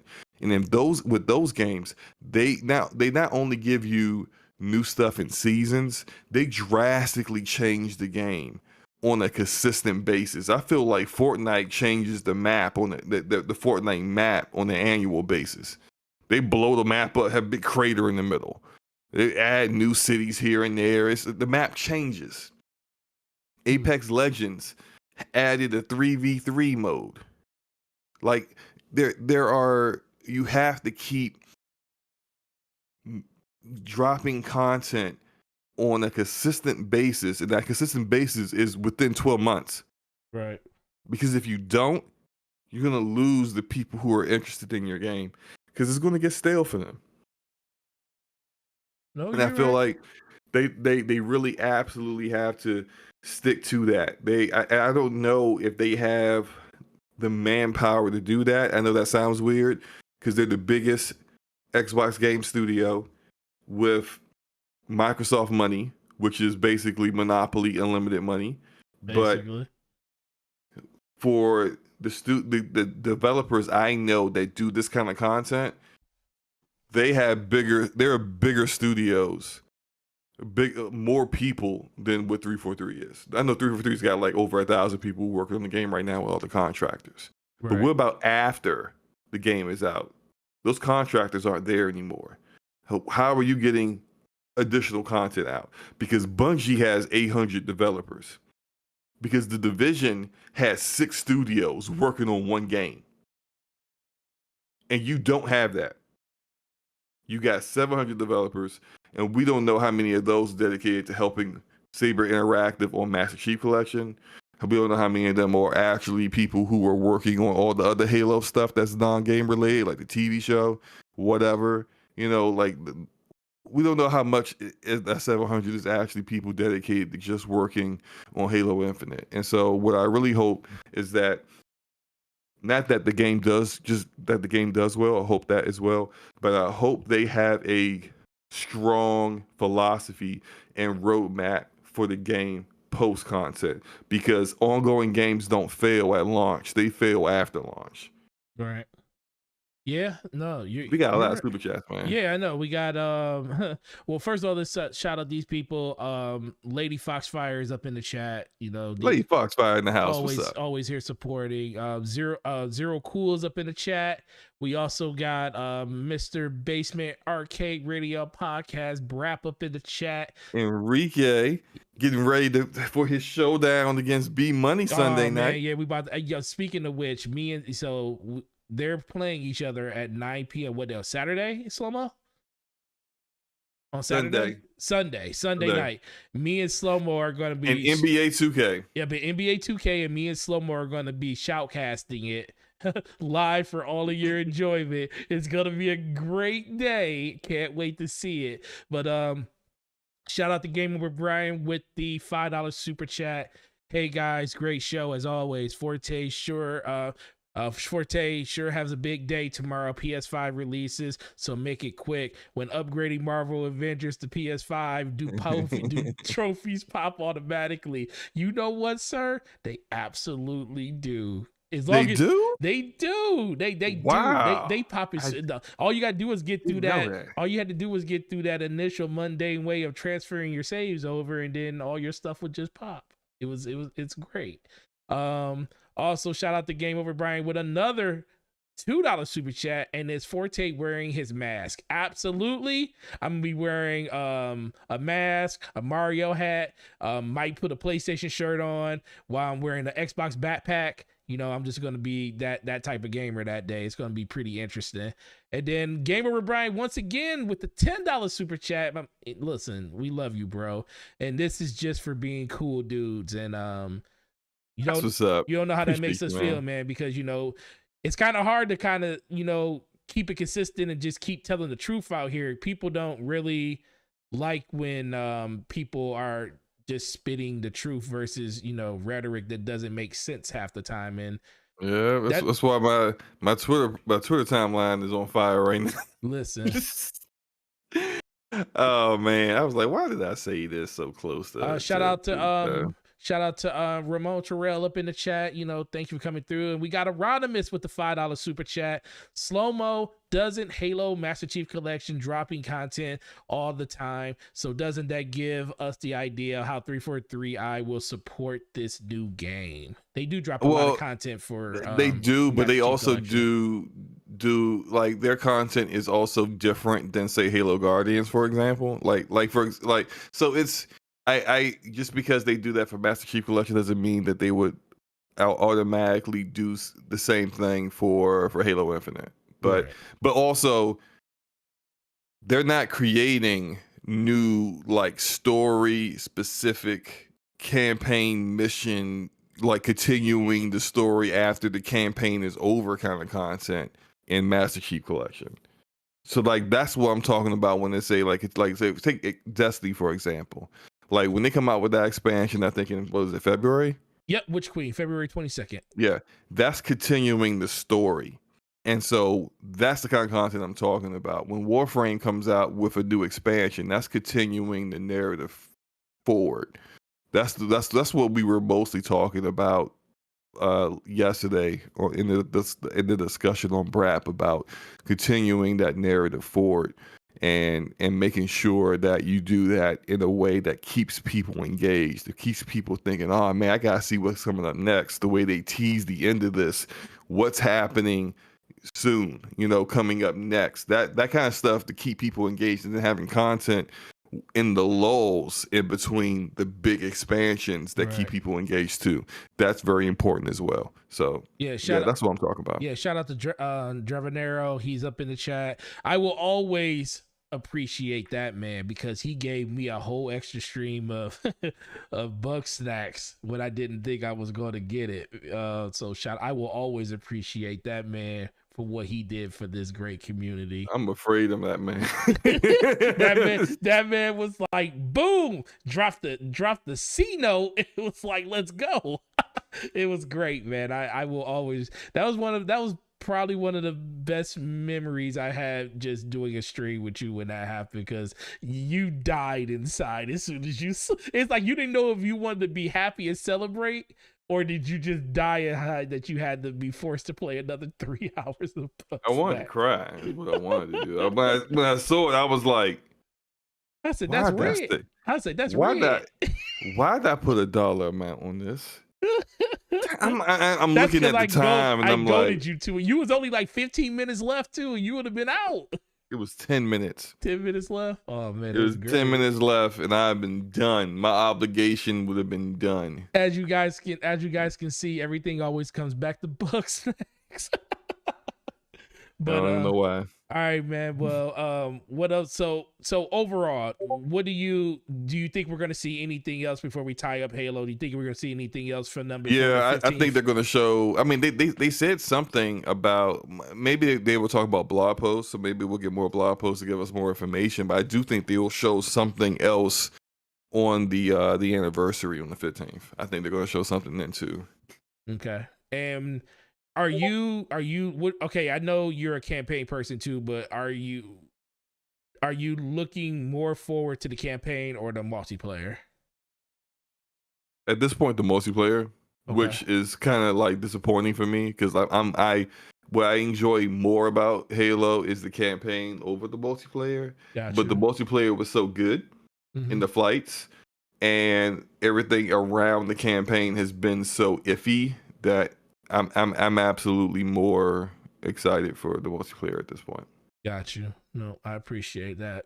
But all right. So, have you played And if you guys are enjoying the stream, make sure you guys hit that like button. It's always appreciated, and help us grow this channel and grow this podcast to greater heights to get more people up in here. Have you played Guardians of the Galaxy, Slomo? Yes, I have. Ooh. I played it today, streamed it on my Twitch channel. Go check that out if you haven't. Yeah, definitely go check that out and make sure you sit there for 17 hours. You do know that like you can't get channel points for replays, right? I know that. No, I'm just saying when you stream tomorrow, make sure you're there the whole time.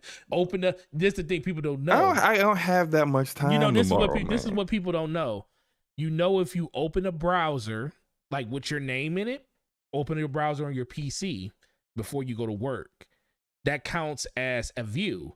Open up the browser on your phone with the same username.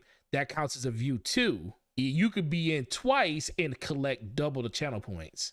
That's just a little life hack for all of you guys out there that's trying to get more points. No. Yes. Dude. Don't do that. Yes. Hey, all the engagement in the world, we gonna get Slow-Mo. We gonna get him a bunch of stuff. Everybody, listen, Slow-Mo, now your user base about to double. Everybody can be like, why do I got 15 people in here or 20 people? That's because they got their phone on and they got their computer just running your stream in the background and they ain't even at home watching it. Let's just keep it going, man. I don't want to feel like talking. All right, so Guardians of the Galaxy. Depressing me over here. Guardians of the Galaxy. Shocking. I remember when they first showed this game, and we all were like, "Man, this don't look good." And part of me doesn't know if a lot of it had to do with the fact that it was Marvel Avengers kind of shortfalls that kind of was like selling the experience because it's a Marvel game. But a lot of people, I knew as soon as the reviews came out, I didn't check them out, but people started calling my store. And I remember I think I called Luca. So I said, hey, did Guardians have reviews that come out today? And she said, yeah, it was like 8s and stuff. And I was like, oh, that makes sense because I'm getting phone calls like all the time about people saying, are you guys doing a midnight launch? Do you got any copies of Guardians of the Galaxy? I say, yeah, we're doing a midnight, and yeah, we got a couple of extra copies to pre-order. And it was like it was like super like all of a sudden, and it probably, in my opinion, was definitely worth it for the amount that I played in it. But I definitely want to hear what you thought about it because you just played it today, so it's really fresh in your mind. So what do you think about the game? So like I'm just gonna take a L. I took a L with my slander of Guardians ever since I saw it, and it's partially Square Enix's fault for showing it in such a poor manner as they did. Visually, it looks better than what they showed in that like 14-minute boring gameplay reveal they did for E3. The first time they showed it, it didn't look that great. And I just like, yo, seriously? Like, Eidos Montreal is fresh off of the disappointment of Shadow the Tomb Raider, and this is what we getting? I'm like, yo, Avengers was already bad enough. So, like, that left a bad taste in my mouth. And then this comes out, and I'm like, nah, this is about to be the biggest disappointment of 2021. But instead, it's the biggest surprise of 2021 because it's like, it's actually pretty good. Now, I think what they really nailed with this is the feel of the Guardians. The if you're a fan of them in the comic or just the MCU, you're gonna see like these characters and their interactions with one another, that the dynamic that the Guardians have with one another, and you're gonna be like, yo, this reminds me of the movie. Although something's a little bit different, like Drax isn't as like kind of brain dead funny as he is in the movies. He's more deliberate in this game, it seems. And Gamora sounds a little less. She sounds younger. Seems younger. He doesn't sound as intimidating either. Yeah. But like Groot and Rocket are like spot on. Spot on. So is Peter Quill. Spot on. And Peter Quill as well. So like if you loved all of that stuff from the movies, play this game because you're gonna love this game. I think initially I thought the idea in combat of you're basically only controlling Peter Quill with Star Lord was stupid. Yeah. Like who only wants to control Star Lord in combat? The one with the least cool things to do in the entire group, right? Like I kind of would have preferred to like have like Drax. Mm-hmm. Like I'm thinking like, and this is just like me spitballing, but what if you could have like Drax, like and Gamora doing all the melee combat, and then you could just on the fly switch to Rocket shooting enemies, and then on the fly switch to Groot like being a tank, and then on the fly switch to Star Lord like vertical, like fly hovering above everyone and shooting from above. Like I'm thinking like, man, that would have been great because they're so different in how they approach combat. But this isn't bad actually. It's essentially you're Star Lord and you're the leader, so you're kind of directing them. And I've played enough games this year that are similar to that, like kind of like Scarlet Nexus does that a little bit, where you can actually, as you advance in combat, you can direct your team to attack enemies, especially if like they use a certain element or attack that is a weakness of that enemy. And it's similar to in this game with that as well.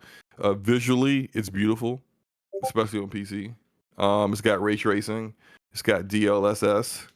It's been optimized for NVIDIA, although it's got, I wouldn't say, yeah, it needs some slight optimizing on PC. What are you playing it on again? You said I'm playing on Xbox. Oh, okay.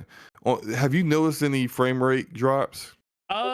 Slightly, not super noticeable. Like it depends on like the more stuff that's going on. But the thing is, it's very condensed with the corridors and stuff. You could definitely feel the air. It's not as open as some people probably think it is.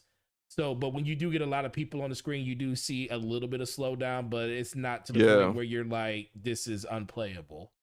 Oh yeah, so that's similar to how it is on PC right now, but just on a grander scale. Because on consoles, you're basically either getting 30 frames if you do quality mode, or 60 if you do performance mode. But from what I've heard, neither mode is really like consistent, staying to the frame rate.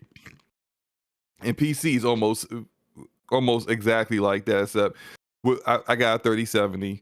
I'm even when I had, so like I have DLSS on, but then I had ray tracing on for a while, and then I turned some of the ray tracing features off because I wanted to, even though I was getting like 90 FPS, I wanted it to be consistent, because it was like it would go to 90, then it would go to 70 to 60, and then sometimes it would hit 40, and I'm just like, why? Like nothing that happened in the time frame of it hit, like going from a variance of 50 frames per second, was like any more stressful than before. So I'm just like, I don't understand why it's changing like that. And so I turned the ray tracing off, and I got a little bit more frames, but it kept still doing the same thing. So I think they need to, there's something going on there where they got to optimize things a little bit further to make it more stable. Because what I would just prefer, just give me a stable, if I can get 80, 85, 70 frames per second, I'd rather it stop moving all over the place, and definitely not go below 60. Just give me a stable frame rate and I'm good. And so if I need to lock it, say don't go above 60, and turn ray tracing back on, be it. They don't have an FPS. They don't have an FPS cap on PC. I think there is in the settings for this game. Most games have a cap where you can cap it at somewhere. Yeah. I think in this game they do have I didn't check because I wasn't really concerned with that, and I was just kind of like playing with some of the other features. But visually, beautiful looking game. No matter where absolutely you play it beautiful. The lip syncing is perfect. Actually, it is. Like when you like especially when you first wake up and Drax is looking at you while you lay on the bed, just looking at it, it's like, yo, that is perfect. like super Yeah. perfect. And then but yeah, the one thing you did just mention, and that's actually a really good segue to this part. The settings menu is pretty ridiculous in this game. There is settings for settings in this game. Yeah. I was like one of the cool things is the streamer mode where it literally takes all of the copyrighted music and gives you royalty free music. So if you're Bruh, that needs to be, it needs to be a thing forever. After you've been exposed to something, you can't take it back no more. That's it. Like it's from now on, especially as someone who's a streamer, from now on, every single game needs to have this. Yeah. And why not? Look, so it doesn't mean you don't get any music. You just get only the music that won't get you a copyright claim. And that's really important, especially for people who stream on YouTube. Now, I used to stream on YouTube, but I mostly stream now on Twitch when I play games. And on Twitch, at least on Twitch, it's less as a problem. They don't come after you as often on Twitch. But if you got clips that have that music, the clips are permanent, you're going to get hit for those eventually. Yep. On YouTube, you get hit with a copyright claim before you finish your stream. Yep. So it's good that they put on the streamer mode that you can turn on, and any music that's licensed that you could be copyright claimed for, it won't play. And I actually forgot I had it turned on when I was streaming it earlier, and there was a particular song that I wanted to hear in the ship. And I was like, yo, why is it not playing? And then somebody in the chat was like, well, slow mo, you turned on streamer mode. I was like, all right, yeah. That makes sense why it's not playing, because, copyright. So I'm like, I'm glad of that. And a lot of games that have copyright music in it, like, need to do that going forward. They absolutely need to. Yeah, I agree. When I saw that, I was like, oh, that's a really good. But it's like when you play the game, it's like, man, listening to the soundtrack, it's like, man, it's just like, yeah, this is they really hit all of the notes for a Guardians game. And I just think I haven't really seen, like you said, outside of the not frame pacing, but some of the frame drops every once in a while. I haven't had an issue with this game. And you asked me the other day, you said, hey, is this a game you see yourself beating? I'm like, absolutely. And this game wasn't even on my radar. Nowhere near my radar. And it's like, after seeing it and getting a chance to play it, I'm like, it's like literally watching a Marvel movie, but playing it, and it looks gorgeous. Like, it's hard to believe. I mean, it's two different studios. First of all, this is Eidos Montreal that's making this. So compared to, I forget what was the studio that did Marvel's Avengers. Slow-mo was that Crystal Dynamics. Crystal Dynamics did that one. So yeah. And it's not saying that Crystal Dynamics isn't a good studio, because they did really good with the Tomb Raider games and stuff too. But it's just, it seems like it was like a little bit more effort kind of put into this, but they're different games too, where Marvel's Avengers is more of a looter game, customizations that you really don't see.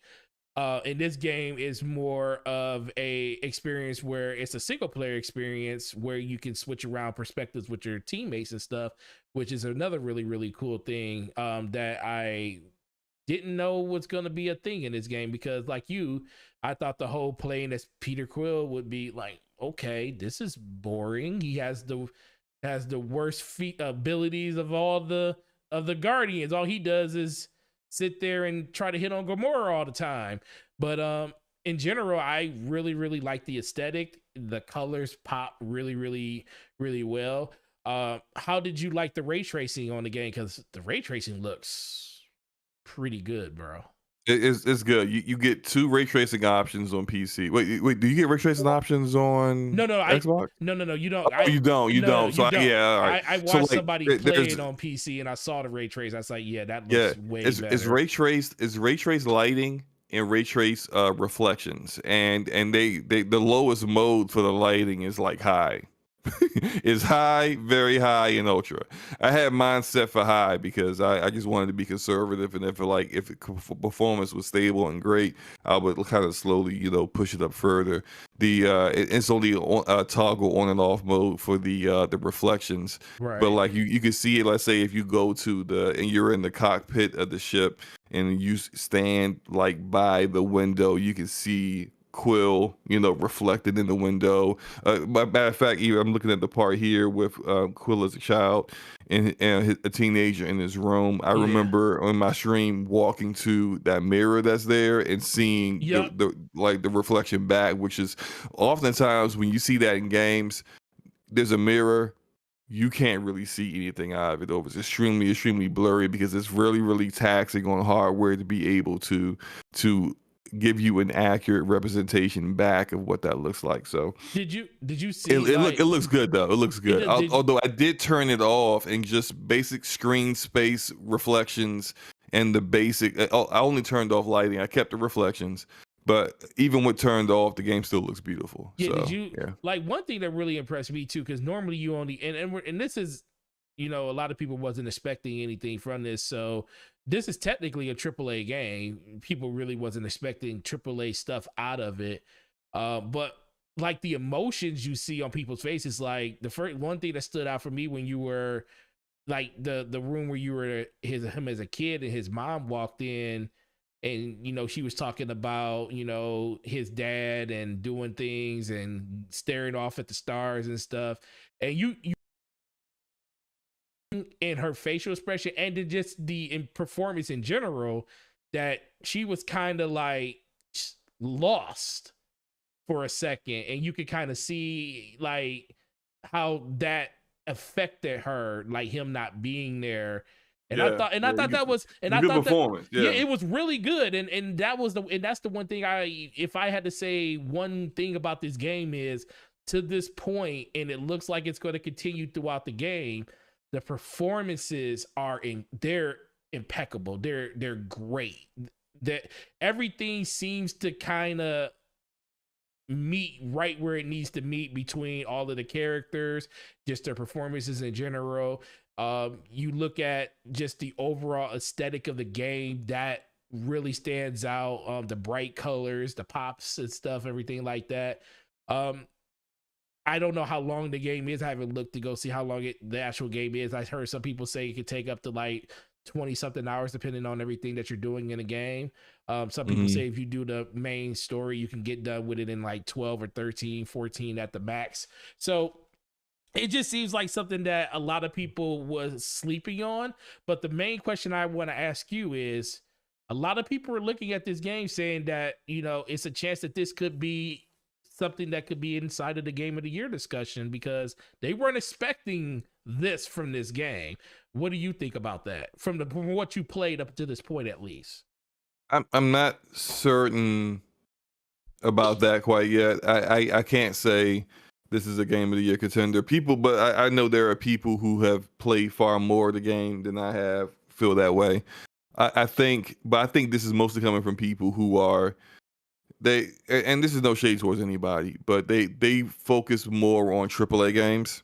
They don't play as many indie games. Yep. So for them this year, that hasn't been like, we haven't seen like some of these like really big blockbuster AAA games this year that we've seen in the past, say 3 years. And so I think that's kind of been a shock for a lot of people who only play those kind of games and don't play indies very often and don't know how well indies have really performed this year, because they've been amazing this year.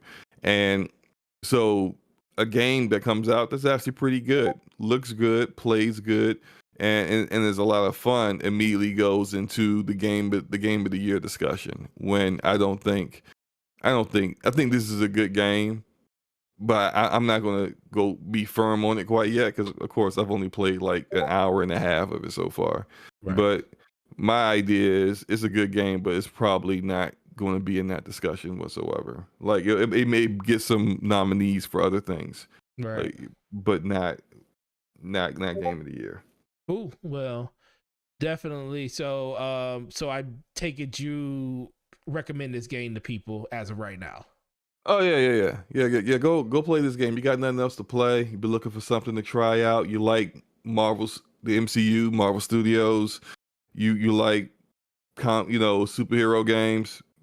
You should have already picked this up. Absolutely. So moving on to our last topic, and thanks everybody for sticking through the show. Last topic, we're a little bit over, but this ain't nothing new for DPS podcast. Returnal 2.0 update. So we got a photo mode, which I think was ingenious because it's just going to get That should have been there at launch. Should have been there at launch, but I think it's ingenious because with the holidays right around the corner, a lot of people are going to be taking screenshots of everything in this game, and it was already a good looking game before, but now you could it's like almost a Photoshop suite inside the game where you can change every little thing in the game, which is pretty incredible. And I think they showed it off really, really well in the trailer. But the one thing that everybody's talking about, Slow-Mo, is to suspend your game feature, which is another thing. Don't care what people say.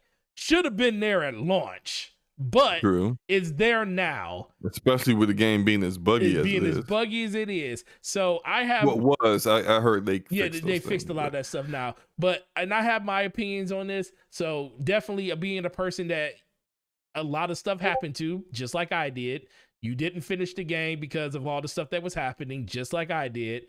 What is your thoughts on this update? And is this update enough to bring you back to the game to finish it?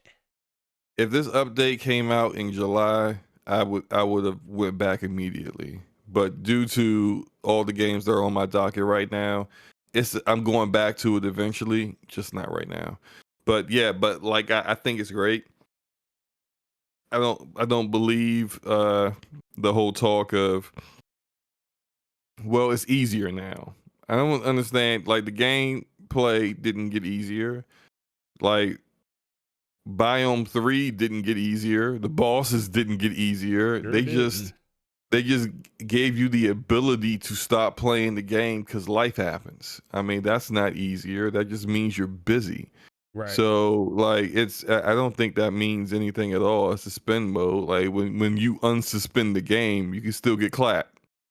So it's not easier, although I do commend those who pushed through earlier this year and took the runs where their runs got glitched out or doors wouldn't open, or in the case of myself, I went into one of those those cavern rooms where I was supposed to drop through a hole and the screen just went black and never came back. Then it crashed.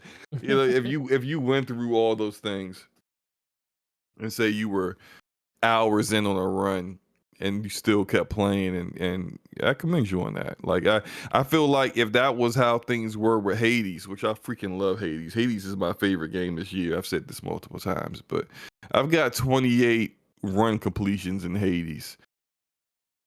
If in my first couple of hours that happened to me, what happened to me in Returnal happened to me in Hades, I would have, I would not have played that game for very much longer. So that's unfortunate, but I do think that I'm glad Housemark has come out with this update. And if you were interested in the game before and haven't completed it, I think you should probably go back, and if you have the time, go back and finish it up. I'm gonna do that eventually myself. What about you, man?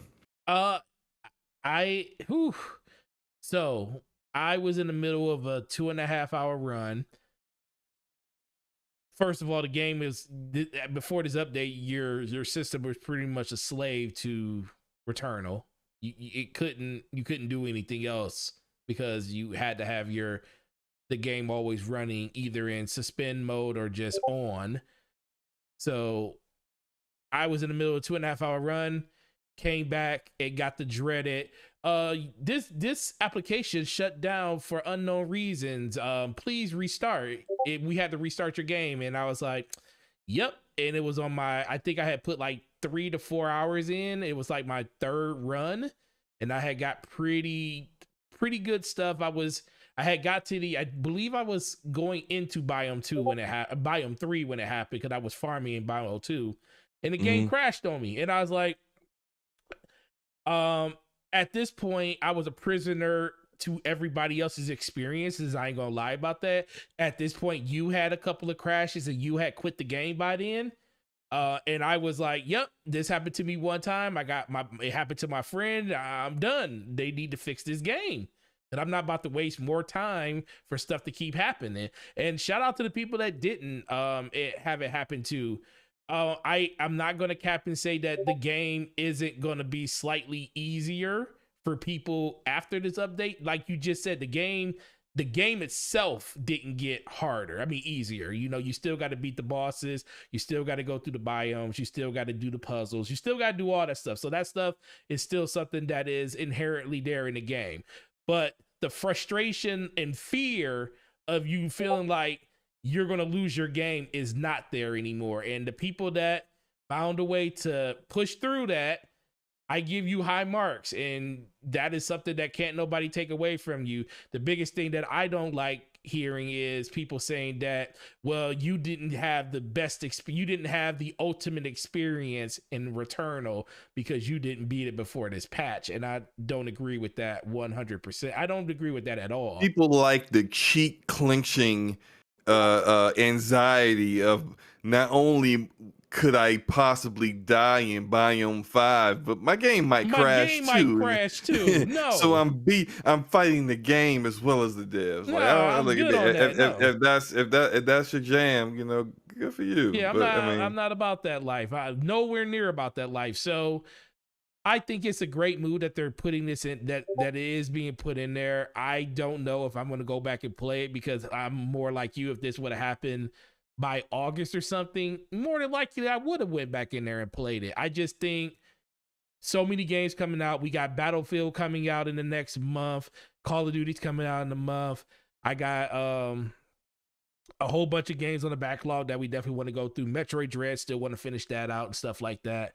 And then we just have a whole bunch of other stuff that we don't even know. Like, we didn't know Guardians of the Galaxy was going to be as good as it was. And that's a game that we're all playing right now. Who knows what the next game is going to be? So Returnal is going to definitely hit the mark for some people. You're going to have, like, shout out to Vex earlier today. He said that, you know, PlayStation's in my area, we're launching them. And there's going to be a bunch of people that are going to be brand new PS5 owners that haven't played Returnal. And the game's probably going to be on the dashboard for $40 or something like that, because they're going to want to sell it to people that haven't got one before. And those people might jump in because it's the only games that's kind of available from a first party standard when it comes, first party platform when it comes to their games and stuff, you know, outside of Ratchet and Clank and Spider-Man and Demon Souls, which PlayStation does have a lot of games for you to play. I just think, real quick, something just really kind of hit me. I think the very first PS5 game, that's going to be on PC is Returnal. Returnal will go to PC.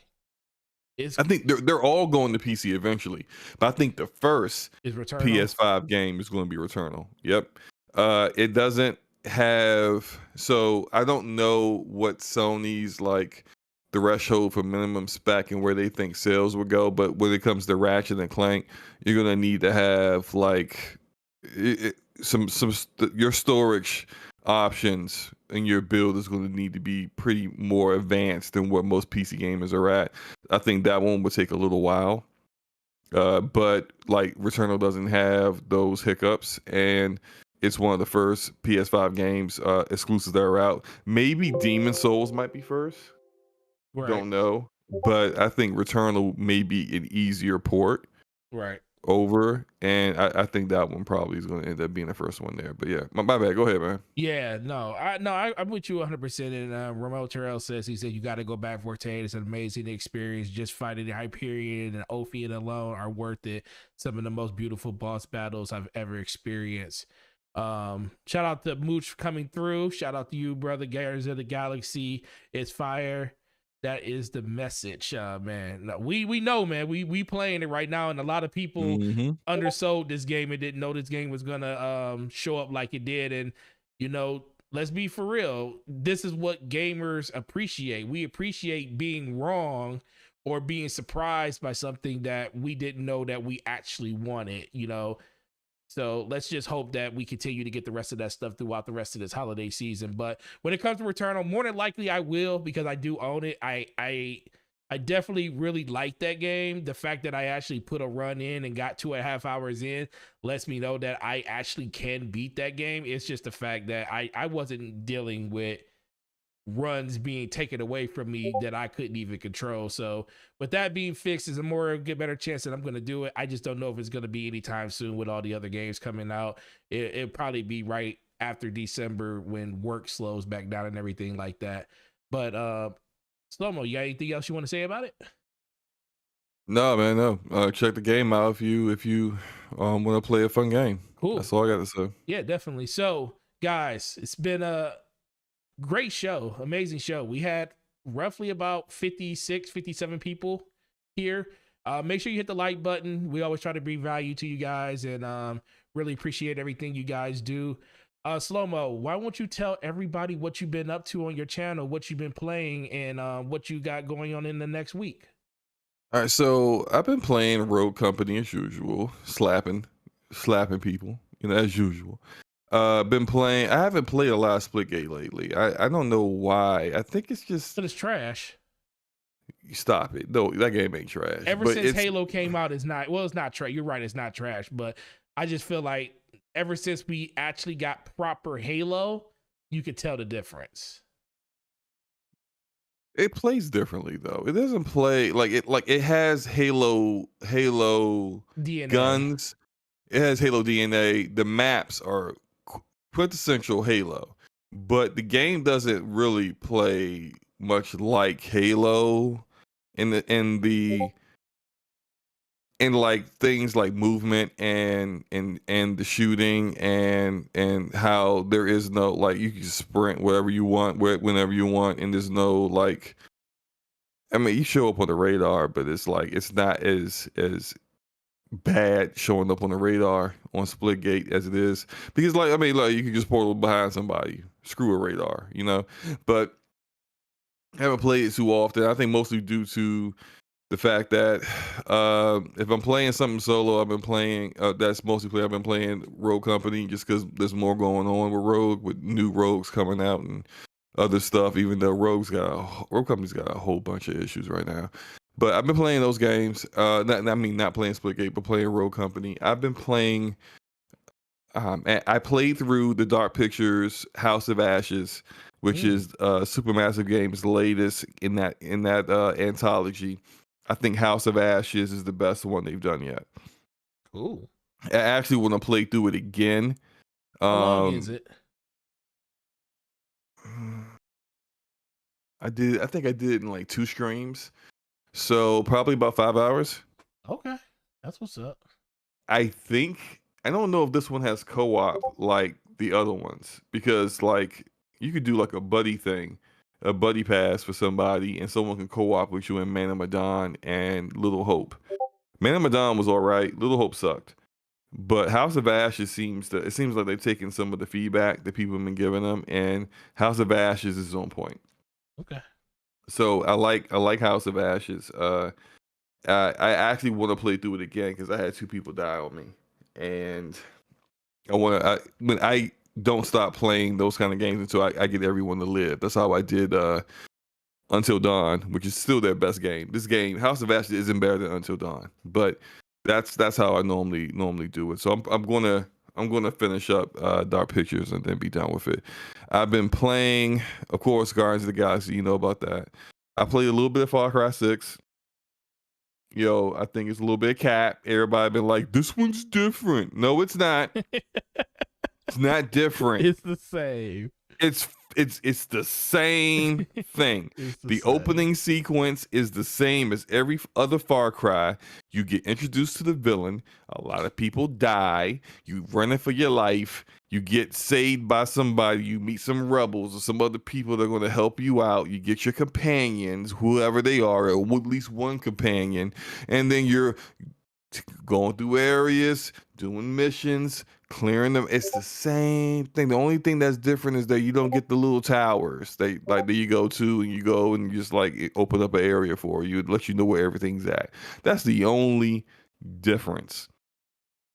It's still Far Cry, which for some people that's fine, and for others that want Ubisoft to like push things forward at least a little bit, like yeah, it ain't for you. But I'm not completely bored with it yet, so I'm still gonna finish, at least keep playing that. And I've been playing Back for Blood. I at least want to go through all of the acts solo, and then go through them all on the hardest difficulty before I uninstall it. But getting people to play that game with already is difficult. Yeah. So it is what it is. And then lastly, I've been playing Tales of Arise and Forte. Is it that good? I know it's good. It's so good. How many hours in are you? I'm not that far. I'm further than Enrique, of course, right? But I'm not that far. That's not hard, though. But I've finished pretty much like what is like the prologue, where you beat the first big boss, and I've gone that far. The combat, I love it. Combat's great. The story's good. The interesting characters. I haven't even got like the full crew yet, so I'm like really, really early in, and I know for the people who have beaten it, how many hours they put into it, and so after the last time I played it, because like the first time I played it, there was so much out, I didn't get a chance to go back to it. But now that I went back to it, I can't put it down. So I'm probably going to put as many hours into this that it took me to do 2 playthroughs of Scarlet Nexus, which took me about 60 hours total. Okay. So it's probably going to be a minimum of that, which I can't wait to get into. So I actually plan on playing it as soon as we get done with the show. So that's what's up. So what about you, man? Yeah, I'm gonna keep playing Guardians, play some little bit more of Metroid, but in the near future, take my butt to sleep so I can get up in the morning and deal with these massive amounts of people that's gonna be at my store tomorrow. That's gonna be fun. But yeah, man, it's got a video for Halo coming out tomorrow, talking about the open world, how it was a much needed thing and how it's going to change Halo forever. So check out that video that's coming out tomorrow morning. First video in a while, get back to being consistent on it. I actually think it's a really good one too, because I really like the time that I put into it. So let me know in the comment section. I have a recommendation for everyone. What's that? On Best Buy, the LG C1 is $200 off, and it's currently right now at $1,300. So if you're in the market for probably one of the best TVs for gaming that you can get, save some money and you can save a little bit of money. There's the 55, yeah. Okay. Which I think is that's adequate. That's the minimum. That's the minimum size for a TV I would go with. Yeah, 55. Especially an OLED. You definitely want that theatric experience if you go with a bigger one. So 55 is the minimum I would do. Oh, but also if you go out and buy one of those TVs, remember that goes towards it also goes towards the price of how much you pay for your console too. Windows TVs? No, I said just remember how if you buy that TV for your Xbox or your PlayStation. I thought you said if you go buy Windows TVs, I was like, I said no. Remember, if you buy this TV, when did Microsoft start making TV? It goes towards the price that you paid for that console, just like it does exactly. for PC. Exactly. As I always tell people, they try to ignore that. No, man, I only spent $500 for gaming. They spent $2,000 on a TV. Shout out to Ramon Terrell with the $5 Canadian super chat. To the homies, much love, appreciate you, bro. Keep writing. And After His Passion, once again with an amazing $5 super chat. Another great show, amigos. Thank you. We appreciate you. And Erodimus finishing it out says that is less than what I paid for my phone. I'm saying it's a good price, man. I'm wavering. Wait a minute, what phone do you I don't have? even need a TV. No, not my phone. I'm talking about No, the no, C1. I'm saying the Rodimus. I'm like, what kind of phone? 1300. What Probably an iPhone. Either an iPhone Overpriced or garbage. you either have an iPhone or you have a Fold. Which one do you have, sir? iPhone or a Fold? He got some Rodimus, overpriced garbage right now is what he got. Yep. Listen, $2,000 for a gaming system and a TV is still less than a GPU at this time. Which GPU? The only GPU that's more than all of that is a 3090, and not everybody needs a 3090. Nor does not everyone have a PC that wouldn't be throttling a 3090. Well, 3080s are up there too. If you go off of today's, he did say today's prices. 3080s are up there. He said $2,000. For a gaming system. Well, first of all, I said $2,000. So she said $2,500 for a monitor. I have no idea what Taz is talking about. He's talking about like those Odyssey G1s and stuff. Don't get those. Those are overpriced garbage. They not worth it. Like, you could get the best monitor right now for gaming. You can get is the Gigabit M28U. That's the best one. Kay Asante actually has the 32-inch version, the M32U. He loves it. But that's the best one because the only thing that's weak on it is the HDR isn't great. But other than that, it's 4K with like a really, really high refresh rate, low latency. Is awesome. 144 hertz. It's amazing. Yeah. That's the one I got my eye on. If I can find one, it's sold out everywhere, like for eternity for some reason. For eternity. Yeah. Surface Pro Dual or Surface Dual 2. Oh, that's what you have. Yeah. By the way, we don't use scalper eBay prices for the consoles. So don't be going around talking about, well, the GPU costs more than that, and you know damn well you using that eBay price for a 3080 or 3090. That's ridiculous. That nobody should be spending money on. Oh yeah, KSI said Fax is perfect. I'm playing Guardians on it right now. Yeah, enjoy it, man. That's a really good TV, a really good monitor. I mean, just looked now, $1,800 for a 3080 Ti. That's crazy. What's the regular asking price? 13, right? $12.99 regular price. Well, is it 1,200? I think it was. It might be 1,200. It might be 1,200. Yeah, it's 1,200. Yeah. That's the regular price. So that's $600 markup. That's crazy. Well, yeah. All right. 3090 is definitely over 2,000. Tell everybody about your channel. Tell everybody about your channel, Slow Mo. Nasty. Yo, check out my channel and my matter of fact. Look, it's Slow Mo Backslap everywhere. Twitch, Twitter, YouTube, all that good stuff. Slow Mo Backslap. We put it in the search. I pop up. You sub. You follow. You subscribe. Whatever it is that you do on those platforms. Come check out my content on YouTube. I'm working on some videos just outside of DPS Podcast, which will be on my channel again next Thursday. On Twitch, I'm streaming semi-daily-ish. It depends on how busy I am with work and kids and family, but I stream pretty often. And on Twitter, I mean, I'm oftentimes not causing as much ruckus as I did today because my mentions are freaking ridiculous right now. So yeah.